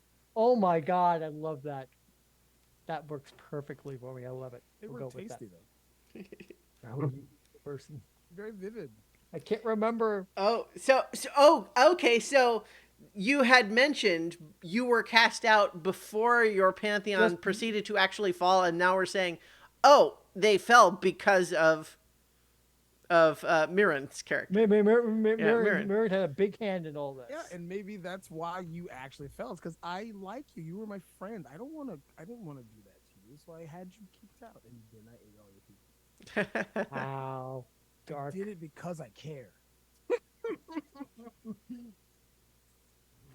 All right. But then also, this one is a question for you though, Paul, right? For Ningle, which is, you made sure my fall was swift and terrible. Why don't I hate you for it? Because I know he was there, but I don't know their hand. I'm so sorry. I'm mispronouncing your character. Oh, you're fine. I don't know that they really were that hip deep in it, in this mess. So, I mean, I know you were in the neighborhood, but did you the fact that the dreams of my pantheon are swirling around your protoplasm is something I'm just not aware of. Maybe it's a blind ignorance, or maybe it's just like I'm self-deluding myself. Well, given what they do, but Is maybe this I'm really a just secret that's been kept entirely for 3,000 years plus? Or, you could think, or it could be that I told you that I did I don't believe you. consume them, but I said I didn't do it because I wanted to. I did it because how else would I preserve them? They would have gone into nothing. See, I preserved them within my gullet. Mm, okay. I'm just thinking, like, there certainly could be drama in the idea of a kept secret, but also, like, if you've been friends for 3,000 years, that's a pretty long time to keep a secret like that. Yeah, that's why. Because I think it would be cooler, like straight up, because I don't like the idea of, maybe that's why I went against the darkness, is because the darkness made me try to assume their power using my abilities. Mm-hmm. They fell. I got my friend out, and so then I have to lie to you and be like, look, bad stuff happened, and there was no way to save them. So like, I kind of took their dream, like. And since I am a creature, an angel of lies, it's kind of fitting that I'm believing your lie. I'm accepting that as a truth. Yeah. Maybe because it's simpler, and because and after 3,000 years, I just like kind of calcified a pearl around that at this point. And I don't note to probe it too self, deeply. I'm never going to use "You Can't Hide Your Heart" from me, because if I fail, Oh boy! Oh boy! Oh Well, boy, I'll I be think joining I the some pantheon. of those moves we probably wouldn't ever have be a PC on PC move. Yeah. Right. But in any case though, I just like with that last one, I urge you to base these bonds based on the things so if what we're establishing is that happened but it's been a lie and a secret this whole time, you are begging me to have Ningle find out somehow. Yeah. Right? So I just want to make clear. We're putting the gun on the mantelpiece for sure. Yeah, exactly. Okay, great. So I just want to make sure that that it's commonly understood how these bonds are intended to work. Yes. Yes, great, fantastic. Okay, David, do you have one for Pandorum? Yes. For directed at Ningle. Okay. You know of another like me. How does keeping the secret from me protect me? Oh. I know of another like you. So, Pandorum thinks they're the last, but they're wrong. Yeah. Or could be another like them in the sense of being the last of their own civilization, I suppose. Yeah. How do you want to play that? It's like another. Well, Are you really the last, or well, another I thought, another? like, last? as part of yeah, like as part of creating humanity, my people had to create the end, but they also had to create the beginning. Mm. And uh, and but like I never realized that. I never knew that. So, maybe, but from your place among the pantheon, over over time, you had seen that, Mhm. Yeah. and Yeah. So this one is definitely an outward question, right? So it is to Ningle, you know of another like me. How does keeping this secret from me protect me? I mean, this is kind of a Superman General Zod sort of deal, Yes, potentially, right? this is it's a Superman General Zod, and I respect I because I'm a speaker of lies, a herald of armies. I respect your power, and if you were to know that you were not the last, I think you wouldn't be. I'm doing that to basically keep you as you are, because you're a valuable comrade against the darkness, and I think if you knew there was another, that might weaken you. I'm doing it for your own good, man. I'm doing it for your own good, because well, in the meantime, before I storm heaven, we have to go fight these monsters. And if you knew you weren't the last of your kind, you might go out. You might go searching for this person or being. You would weaken up. You would weaken division. You would weaken our fight against this dark that we're all struggling against. Mm-hmm. I think this knowledge would really rack you, and so I'm keeping this knowledge from you for your own good. So I lie. And Yeah. besides, it's good practice in lying, because that's what I deal with Very all the time. Very nice. So, one other note about these bonds is that the ones that are on there as the starting prompts, if there are any of them that you feel like, I don't know about this one, I don't really like it, I don't want to put that on anyone else. Like, if that's the case, we can think of something else. It doesn't have to be those. Those are just ones that seem primed to cause interrelationship, intercharacter drama, right? well, the thing I yeah, not to, sorry if I'm jumping a gun, but like something with Pandorum and Dana is like coveting the hope. Right. So that Like, could tie in, but yeah. So in any case, I didn't want to step on any, but I just wanted to highlight that if anyone was looking at one of the ones on their sheet and feeling like I don't like how this would fit in. I don't want that to be it. I want it to be something else. We can do that. It doesn't have to be the one that's there. All right. How about Lady Dana? Do you have one? Actually, to bounce off of what David was saying for Pandorum, Mm-hmm.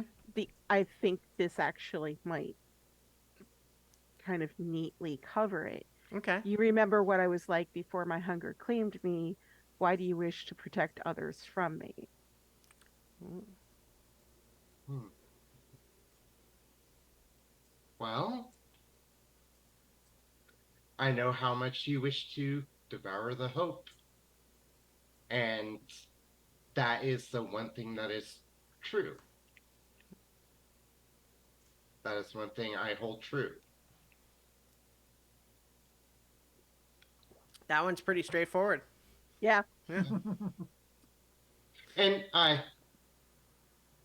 do both of us mark it? No. So in the fiction, that relationship is real, but only the character whose bond it is on their sheet adds the bond point. Okay. Now, that said, you can get bond points with other PCs in the future by doing like reveal your heart and other moves like that. Yeah. But for now, you only get the bond point if it's the one from your sheet. Okay, great. So we're up to you for your first one from your sheet, Mirren. Am I saying that right for the name Mirren? Mirren Or Ian. Myron, either one. Yeah, either Okay. one. Well, I mean, it's your name you came up with. How do you want it pronounced? Myron is fine. Myron. All right. And let's see.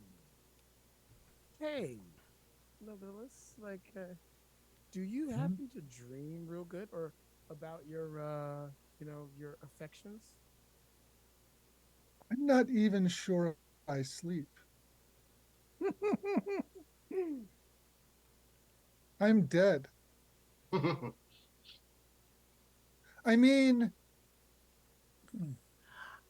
You know what sounds fun to me on that level, but of course it's your character, is that maybe because you don't sleep, you don't ever become conscious of your dreams. They only exist in your subconscious where you can't ever see them.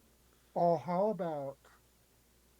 about there's this entire world that is John Deere's dreams. And he can get lost there if things go bad. And I'm thinking of the movie What Dreams May Come.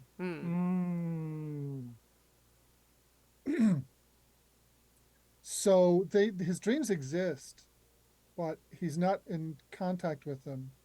And if he is, he's in trouble. So maybe whenever he gets in touch with them and starts to lose himself, I I take that part. Like whatever part has tried to consume him, I consume that. And since you don't know that they're there, you don't know I've taken them.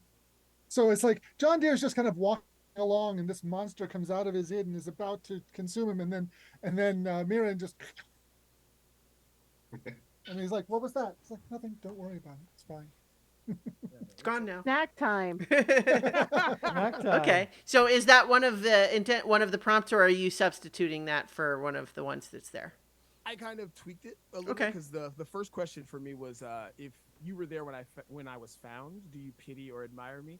And so I was sitting there thinking about like ways to do it, and I was also thinking if you knew about this love and wanted to fulfill it, I'm weird. He looks like anybody you want. You could make him look like him and practice your pickup lines of him. That's if you knew about the love, but you don't. So Yeah, I do like that. or when he does, he discards the idea. So you are substituting the bit that you just talked about for the Yeah. what's there on the sheet, and that's totally fine. I just wanted to be clear that that's what's happening. Yeah. So, Okay. All right, and so go ahead and add on your sheet. There you go. Great. So that's everybody for the first one. So let's go back around for the second one. Okay. I did my second one as my first one because I didn't Oh, like the sure. first one. That's fine. So going back to that, it's like you were there when I died. I'm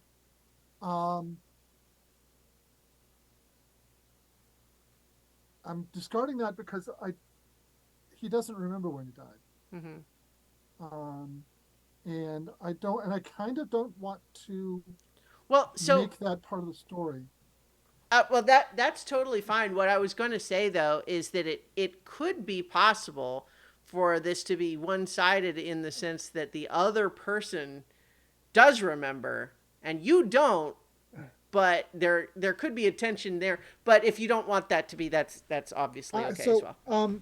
So one of the things that I've postulated is that death has a bureaucracy, kind of like the waiting room in Beetlejuice. And there's this vast room, and you find yourself there, and you've got a number, and there's a ticker. Your number says 4,528. The ticker says 2, and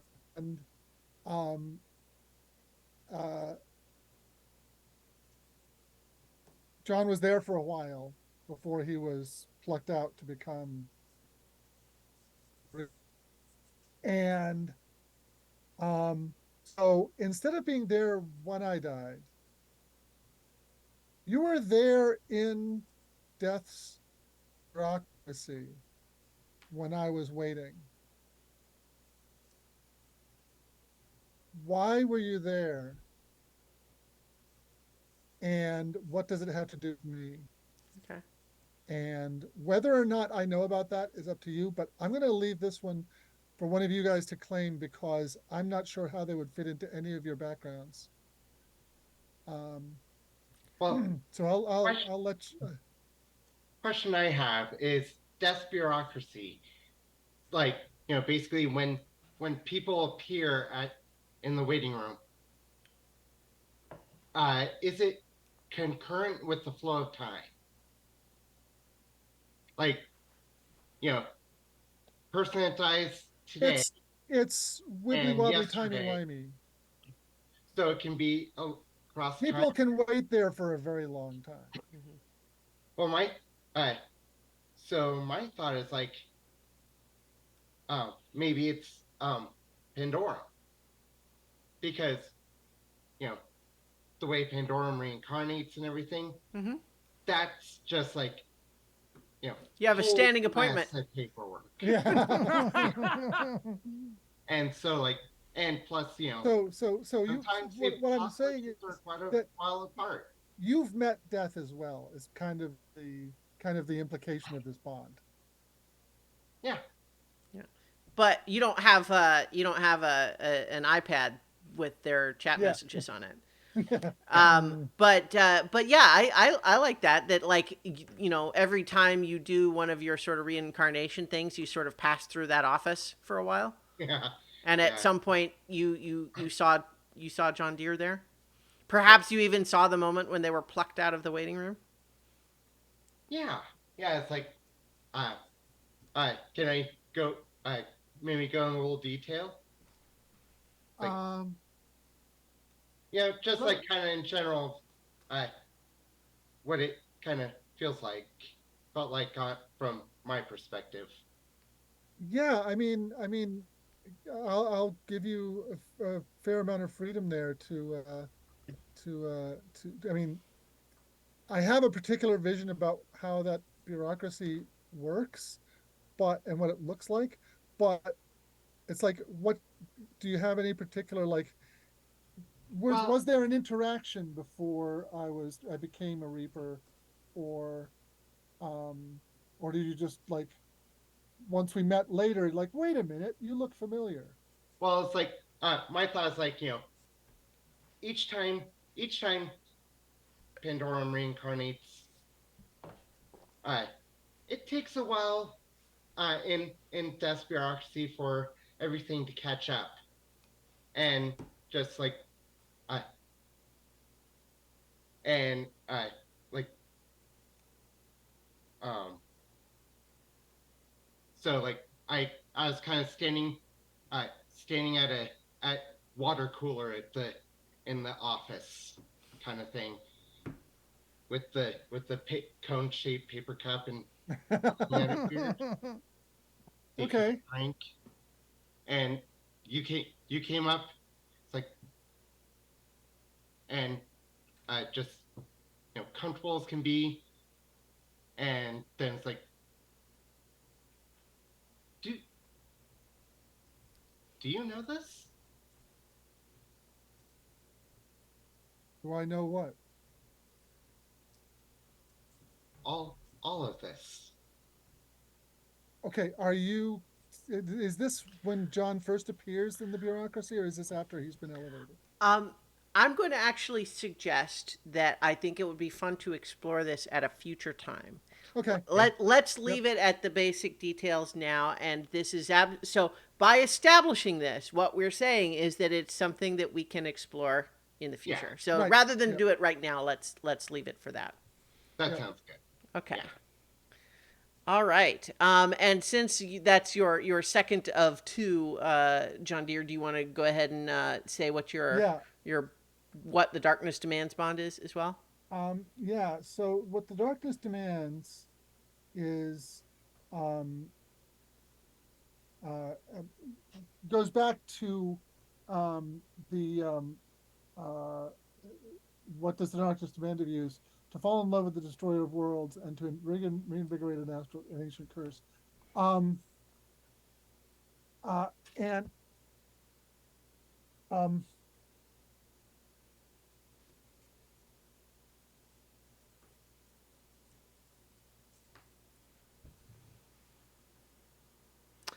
John being a creature of rationality,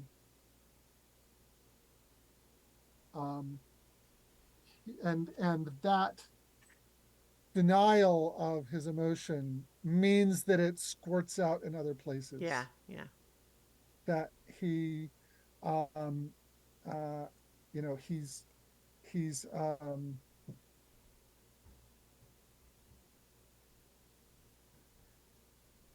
and it means that since he denies it, he's unaware of it, and so he does irrational things and rationalizes them after the fact.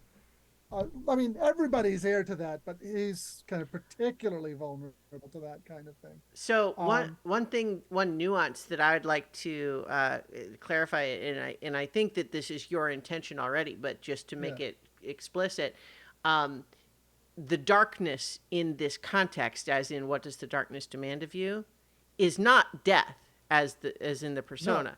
That's the darkness is not coming from her. That's not what No, she no, no. wants. It's No. counter to that, if anything. Yeah, because the death as I see her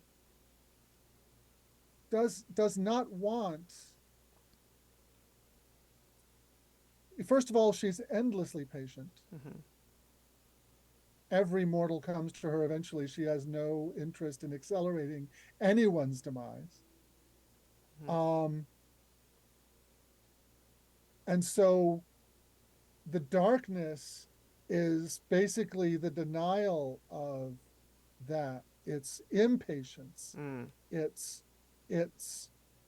revenge and righteous anger and all of the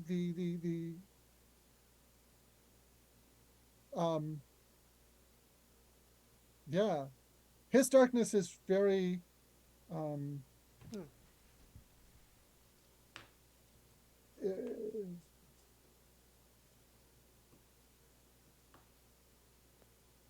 darkness is like right on the other side of the coin. Mm-hmm. It's right there. It's always a millimeter away. Yeah. But it's also on the other side of the coin. Well, I could imagine there being an element of feeling like you sort of feel like you already know the ending, so why don't we just get on with it? I mean, that would be one way to go. Maybe that's not what you're thinking. Yeah. I think I think that's part of it, at least. Well, and again, it is intended to be the impulse that runs contrary to what you try to think and believe most of the time. Right. Yeah. So in any case, I think that sounds like you've got stuff to work with there. So how about Ningle? Okay, so my Tuban thing is you long to worship me. Your heart yearns for me. But why do I keep my distance from you? And I think I'm going to give that to our Rusalka. Okay.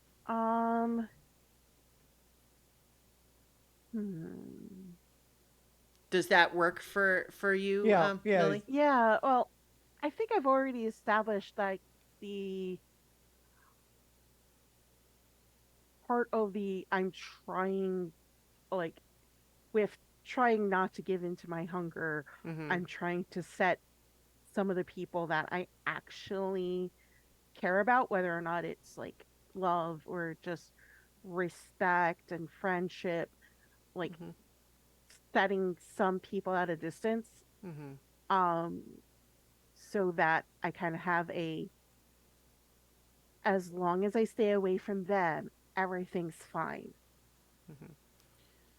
So in this case, though, the question I think is why does Ningle keep their distance from you?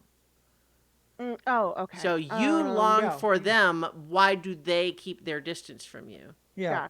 Gotcha. All right. Since it's all about worship and all this stuff, Yeah. but So and technically, it's a question for Ningle to answer, but part of it requires the assumption that you long for them, and so that's why it's. yeah, that's why you Okay. have to take the Okay. extent. And the two of you can together decide what that means if that works for both of Maybe your characters. maybe maybe I think he's strong enough that I can't consume him. Oh, see, there you go.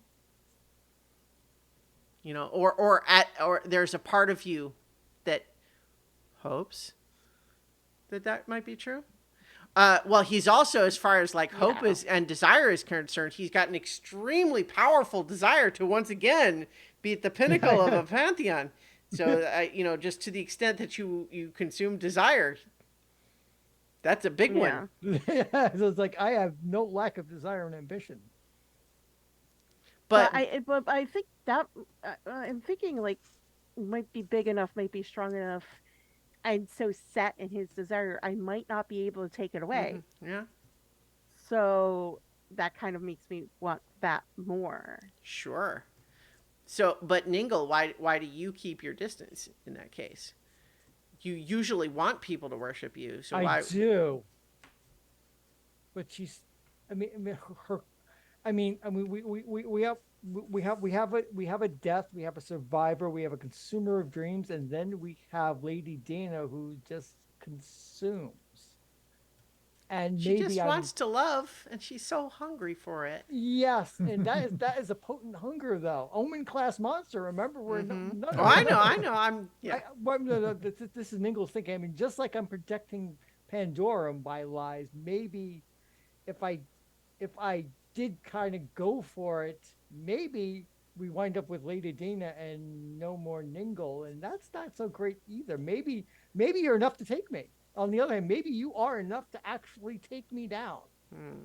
and eat those desires, and that's kind of like, Uh, I respect your power, but I don't know if I want to go drive down that rabbit hole and see what's at the bottom because I might not get back out again. a wrinkle of this that I might just toss out just to see how it feels to you is the idea that you are so used to making people worship you, not necessarily even like against their will, but by could be by persuasion or lying or just your glory, your My magnificence, charisma, yeah, right? my panoply. But you're used to it being the result of something that you do, whereas she seems to be coming at it almost independent of anything you do. Yeah, Which by maybe that makes you feel uncomfortable, like you're not in control of it. yeah, I was about Yeah. to say you're not in control of my hunger. You're not able to direct me. I can't manipulate you. I can't manipulate that hunger of yours. That's very weird. It's like I'm not bringing you to me. You have your own autonomy. It's like I don't know what to do with that. Okay, yeah, I like that. It makes me think of like how would the Pied Piper feel if rats started following him around Following even him when he's naturally. not playing the flute? It would probably be like, wait a minute, that's not how that's supposed to work. What's going on? It would be rather That's kind of rather fun. disconcerting. Yeah, Mhm. I like that. Okay. Okay, so my darkness is why am I tempted to give into what the darkness demands? Mhm. And what the darkness demands is I found churches and I go storm heaven because I think in the end it's been so long. I am 3,000 years Yeah. old. I've been fallen for a long time. Mhm. That kind of like tick tock. The Yeah. apocalypse Well, has got to start You know, sometime. the interesting thing is, more than anyone else, and I think this is perfectly fine and acceptable, it seems more than anyone else that for you, you're not even necessarily struggling so much against that as much as just trying to figure out how to make it happen. Right? And so I've got a very deliberate break that I might just decide to like. I'm yeah, going to take off that break. so like what you are doing now is not resisting that impulse, it's what you believe will get you there. Yeah. Um, And my which pow- is- my which powers is are neat. Kind of pointed that way. I think it's neat to have at least one PC who's kind of doing Yeah. that. Well, I'd be okay with it. Like I think when times are right, when the stars are right. yeah, it's like you want the apocalypse to happen, but on your terms, Mhm. your conditions, and how you come out on top. Exactly. Right. Yes. This reminds me a little of Kim the comic book goddess thing way back in the podcasting day of the Secret Society for Delayed World Conquest, where a bunch of supervillains get together to make sure that nobody else destroys the world before they get the chance.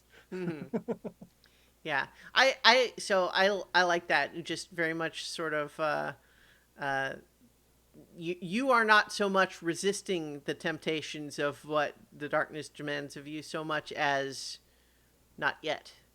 Not yet. Not Yeah. yet. You know, It's but simmer, yeah. it's not right yet. Right. The stars are not right The yet. stars are not in position for this best. It has Pointing that- back at my That's right. spaghetti Stars. stars. Can't do it. Not today. Not today. Ah, We'll fight monsters today. the road to El Dorado is so good. I love it. Yes. Anyway, okay, great. So, bonds for Ningle. How about Pandorum? So, to Mirren. We loved each other once. Why do we keep hurting each other?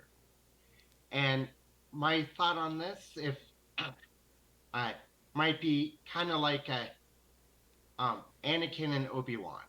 Like, you were my brother, Anakin. You are the chosen one. Yeah. Oh, I see, and I think this feeds into my actual 2.12s because it's you love me, but I don't understand love. Why don't you give up on me? Oh man, those two just go right together, don't they? Oh, Mm. You were the chosen one. Like, no, seriously, guy, you were chosen. Like, they told us, like, I stole you from your mom and everything. It's fine. Oh, technically it was my boss that stole you, but then he died, and I felt like I kind of had to. So He was, for some reason, the dark side took him. I don't get it. He said something about set of skills he had. I don't know what happened. But yeah, and I think that's it, because I can't remember what happened before, my memories before, because they've all been crowded and clouded by so many other people's memories and different things. So I don't really understand love in that concept, because I don't know who I am. So I'm like, what do you mean you love me? Like, what is me? Like, I don't. Are you talking about this like 1,000-year-old memory I've got? Because I was like a pot maker or something. yeah, well, that just reminds me too of the mix of having at least 3 characters now that are several thousand years old. Although with Pandorum, it's a little complicated by multiple reincarnations. But have we established for Lady Dana, like how long have you been as you are now? I think I'm the relative baby at probably just. Nobilis maybe is shaking his 1,000 head. years old. Oh, okay. So Like, maybe because like the folklore goes back quite a while. And a creature of folklore has got to have been around at least a bit. But so we've got individuals that are like multiple thousands of years old, or doesn't remember when they didn't exist, really. Whereas, so I'm thinking like at most 1,000, well, old enough to become folklore. okay. Yeah, John has been in his job a year or two. Oh, okay. All right. He is recent enough so that when he's handed a tablet, he's like, "Oh, okay, I know what this is." All right. Dana is a teenager, where John is an infant, Nice. and the rest of us are in Immortals. some way. Okay, so in any case, to jump back to where we were, so your bond is with Myron. Yes. Uh, And Myron doesn't understand the meaning of love. Yeah, which is well, why so I but keep that's okay. Yeah, that's good. And you said that to us, Myron does not look like a person. Nope. I am a literal like a bipedal amorphous blob of eyeballs, faces, and But bipedal. I can walk around a little bit, or I can roll around. You know, that's Okay. fine. Yeah, you can be whatever shape you want. You're amorphous. An Yeah. occasional bipedal. Yeah, you know, if I have to go through a door or something, you know, it's kind of Mhm. hard if the killer tomato rolls through the thing. Oh man, that's a terrible movie. All right. So, what about your bond with why are you tempted to give in to what the darkness demands? Pandorum has lived so many lives that sometimes he's just tired. Hmm. And ending it all, ending the cycle, would mean that he can finally rest. Well, and that actually can tie in with the idea that there is actually another like you out there somewhere that does represent that, right? Yeah. So that's it's yeah. Okay, cool. All right. So, Lady Dana.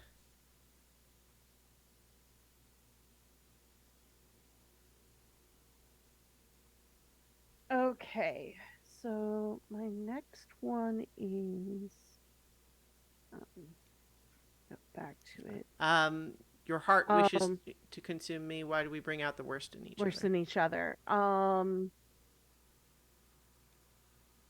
I am going to throw that at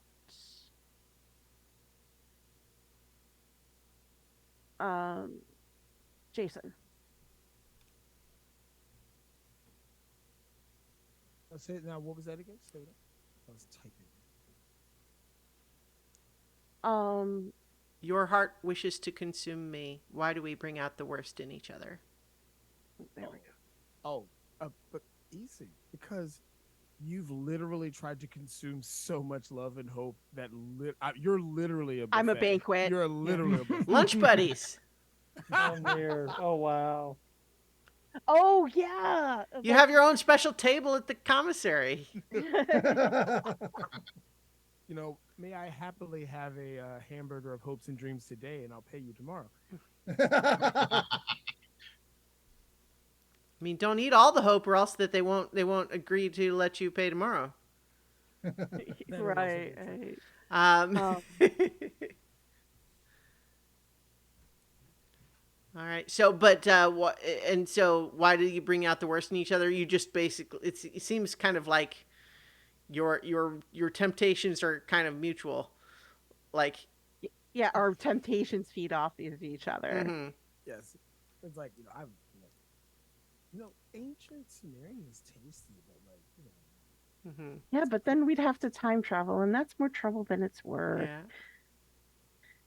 wibbly wobbly time. Mhm. Hey, maybe if I get stronger, I'll summon the darkness of traveling through dreams. It's fine.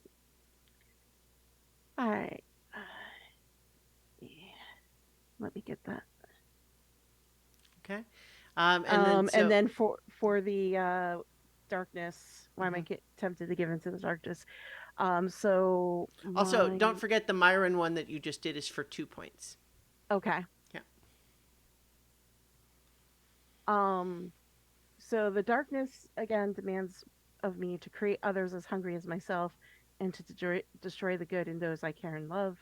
For, by creating others, some of my hunger might be fully sated, and by making others just as bad as me, I'm not the only monster. Hmm. Nice. Okay. So that leaves Myron, and I think because we're getting close to our time, we'll probably just finish with finishing the bonds here, and so that means that when we're ready to come back, we will do the part where we'll build division together and figure out what division is like. And since I did my 2-point run with Pandorum, my darkness one is simply I can't remember who I am. So maybe who I actually am is I become literally everyone. Like I literally become the thing that they want me to be. Like that's why it's so tempting because if I can't figure out who I am, maybe I'm just everyone. Maybe I just control them all and do the thing that they want me to do, and that way I find out who I am because that's what I'm meant to be made to do. Fantastic. And it's Okay, that's great. I think that's a lot of fun. So, we have, we talked about the cats of the game. We built the characters. We discussed safety tools, and I think that's where we'll close for the session. But we also want to do a little bit of our wind down here. And one of the things that it suggests is a tool called Stars and Wishes. And what that is for each person, you should name a star, which is basically just something that someone else did that you thought was fun and interesting this time. And then a wish is something that you hope will happen in a future session.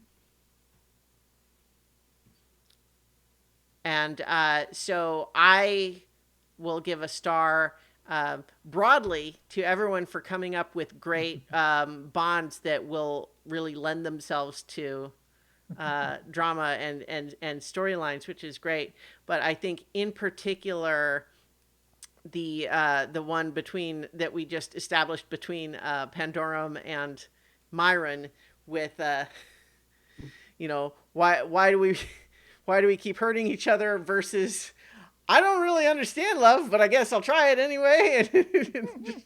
And that sort of that kind of tickled me in particular. So that'll be my star for this time. Does anyone else have a star? it's a star, but it's also kind of a hope to see in the future because I like this concept a whole lot. It reminds me of those old Godzilla movies where the aliens come and they're like, "Oh, we're gonna capture Godzilla and we're gonna use it to fight these other monsters. We will never bring them back to fight you guys. I promise. Like we're totally benign, guys." And it feels like that's the division. So I'm really interested and I really like this concept. Nice. I have a star I have is for Nobilis. Because I remember when we first did this, the "you were there when I died" bond was with my character because we were roommates, and what caused my character to become the hungry, which was a ritual that also killed your character, and so kind of that could still happen. Yeah, I mean, I've left how John died as basically kind of entirely nebulous. I'm kind of handing it all to Christiana. Well, and so that kind of thing can absolutely be there, but it's also, I didn't want to make it part of who John is now. Didn't want to make it a focus of character creation. So. Sure. And leaving empty spaces for characters is great and important anyway because it gives us the opportunity later to have new ideas inform things like that. So, all right, great. Who else has got a star? Yeah. Let's do stars first, and then we'll do wishes. Yeah. I'm going to give a star to Jason because I like the idea of a dream eater. I think there's a lot of possibilities in your character that really could come some really interesting role play. Dream eater. I don't know the rest of the words to that song. I was trying not to go there, but I guess I did, didn't I? I think I need to also give a star for Jason because lunch buddies. Yeah. Lunch pail buddies. Oh God. Having these different flashbacks, like I keep having flashbacks to the Anakin. I have the high ground, and then I'm just like, are we having a Jennifer's body moment in the cafeteria?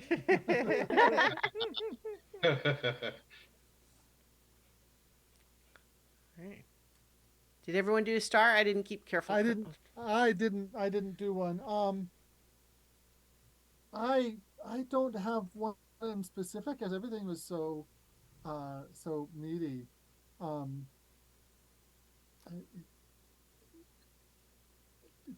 I mean, all of the potential Mhm. that this is has in front of it just has me in an edge glitch. Well, hey, you know what? That counts. The star is all of it. Yeah. Stars are big. They can Yeah. encompass many things. Okay, great. Well, also, I have another star, Sure. Millie, for just jumping in and Yay! Yeah. Yes. Welcome to our Yeah, little yay to our ring. new Millie. Yes. Thank you. Thank you. We've always needed a Millie. It's just Aw. Honestly, for me, it's been too long since I've seen a Millie because I Yeah. haven't been to BaltzCon in ages. At this point, Yeah. Like, well, pandemic also like mm, interrupted a lot of things. So I'm glad to. Mhm. I miss faces. yeah. And just for any longtime listeners or watchers, Lee is fine. She just wanted her Saturdays back for a while, so there's no problems there. But Yeah. So I'm a Pinchley. well, I mean, you are a welcome addition. No, don't neg yourself. Like Yeah. Yes. baseball reference. we might find that if Millie and Lee get Oh. together, Yeah, you never know. But yeah, I mean, at the same Our- time, having the roster switch up a little bit every so often is good. Yeah. Is good also. Yeah, but just so no one has to worry that there was any like bad Yeah. terms or hurt feelings. There's none of that. It's all fine. Yeah. Great. So who has a wish? And again, a wish just needs to be like something I'm excited to do or experience or tell or whatever. I've been Um, a player with you, Cristiano, long enough that my wish is to see how all of the stuff with Pandorum just mashes together to create a story that just like what? so yeah, I mean, I am curious to see how this Saturday night campaign that has always been your low prep night, right? You've got your homebrew night on Tuesday night, and you've got and this has been your low prep game. How that's going to work with this web of relationships that is like challenging you to envision stuff that plucks those strings. How you manage to do that without driving yourself crazy. Well, that actually will just tie right into my wish, which is I'm excited to get into the mystery part of the game, because this game works a little differently than something like a planned campaign in D&D where you know the answer to the mystery. This game will be explicit right away. When I send you on a mystery, I don't know who it is. It's not predetermined. You all will look for clues and you will try to come up with a solution to the mystery, and you will roll to see if you're right or not. And it's not that there is an answer and you have to guess right. It is the dice will tell you if that is right or if it's not. And so that means I cannot in advance decide who it is, because the dice will say. Oh no, I understand that. I know. I'm just saying that I'm excited to do that part, because what that results in is a whole lot of having to be prepared in the moment to roll with whatever situation comes, and I'm looking forward to that. All I can say is that the last time we played a game from these guys, I made a turtle with an infinite backpack, and we had a capybara and a war. It was excellent. It was so this gaming system is excellent. I really like the ad lib ability to it. And I'm really excited because Cristiano, you excel at that really well. Aw, We thank just you. had a steampunk aerial dogfight on a spaceship fighting mind flayers. Yeah. Yeah. Yeah, I am really looking forward to having this much more story driven, no right answers style Mhm. game. Because most of my gaming for quite a while now has been Yeah. not the- not even a homebrew, but organized play, Pathfinder, and then previously Dungeons and Dragons. So it's like written scenarios and Mhm. Mhm. um yes, you can deal with people who take the rails and turn them into airships, but you still have that framework to start Mhm. with that everyone Sure. else has. So this much more free form Well, yeah, thing and I mean those it's could be going to be great games exciting. too. But yeah, it's nice to do lots of different Mix it up. kinds. Yeah. Oh, we're chaos hobos. We're not murder hobos. We're chaos hobos. Like Uh, our root game was excellent. NT. I have been a member of Team Shenanigans. I have been the person like on or uh and Radiant Citadel and Rhyme of the Frost Maiden. I played the person that would get bored with the circular discussion and go press a button. It's I'll say as a DM, thank God, Yeah. sometimes that you need a player who will do that.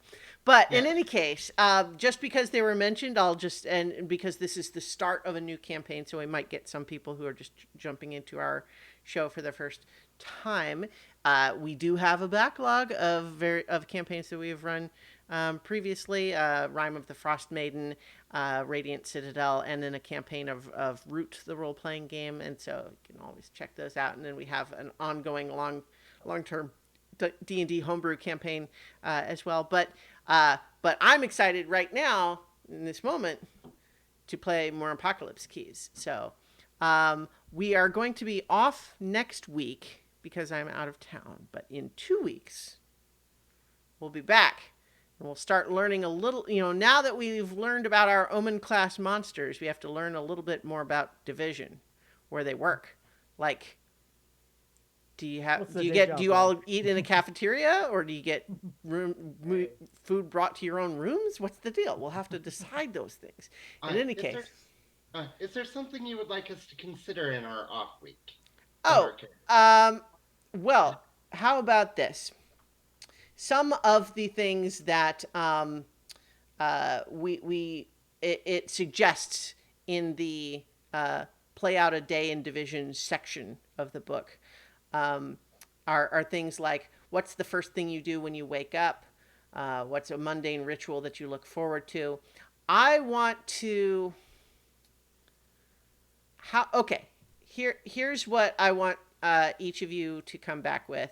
This is a relatively easy thing. You can maybe do a bit more, but I want you to create an NPC who is a human person who works at Division that your character has some connection to. And it can be a connection of, oh, I hate that guy. Or it can be someone that's your friend or whatever, but I want you to like create a character that is someone at Division that you know and that your character has a singular relationship with. Because but the thing to be careful of is until we establish more of the broad things about Division, try not to do something that's going to require too many other things to be true, right? So if something's already been established, great. If it hasn't been, let's try to keep it limited to something that's not going to create too many ripples. If that makes sense? Does that sound good for everyone? Yeah. Great. Because the broad things about Division are it is a big government bureaucracy. It has a headquarters somewhere. It might have multiple bases, but it has at least the one place where you all stay when you're not on a mission. And it has lots of employees that are not monsters. So those things are true about it. And so we'll we'll find out more about it when we return in 2 weeks. All right. And I hope my AC gets fixed soon. Oh yes. We do I, too. We We do too. too. all right. And Well. remember, send me. Oh yes. Offline. Offline. Yeah. Office. Yeah. We're working on stuff stuff behind the scenes. So good night, everybody. Good night. Good night. Good night. So remember to make up an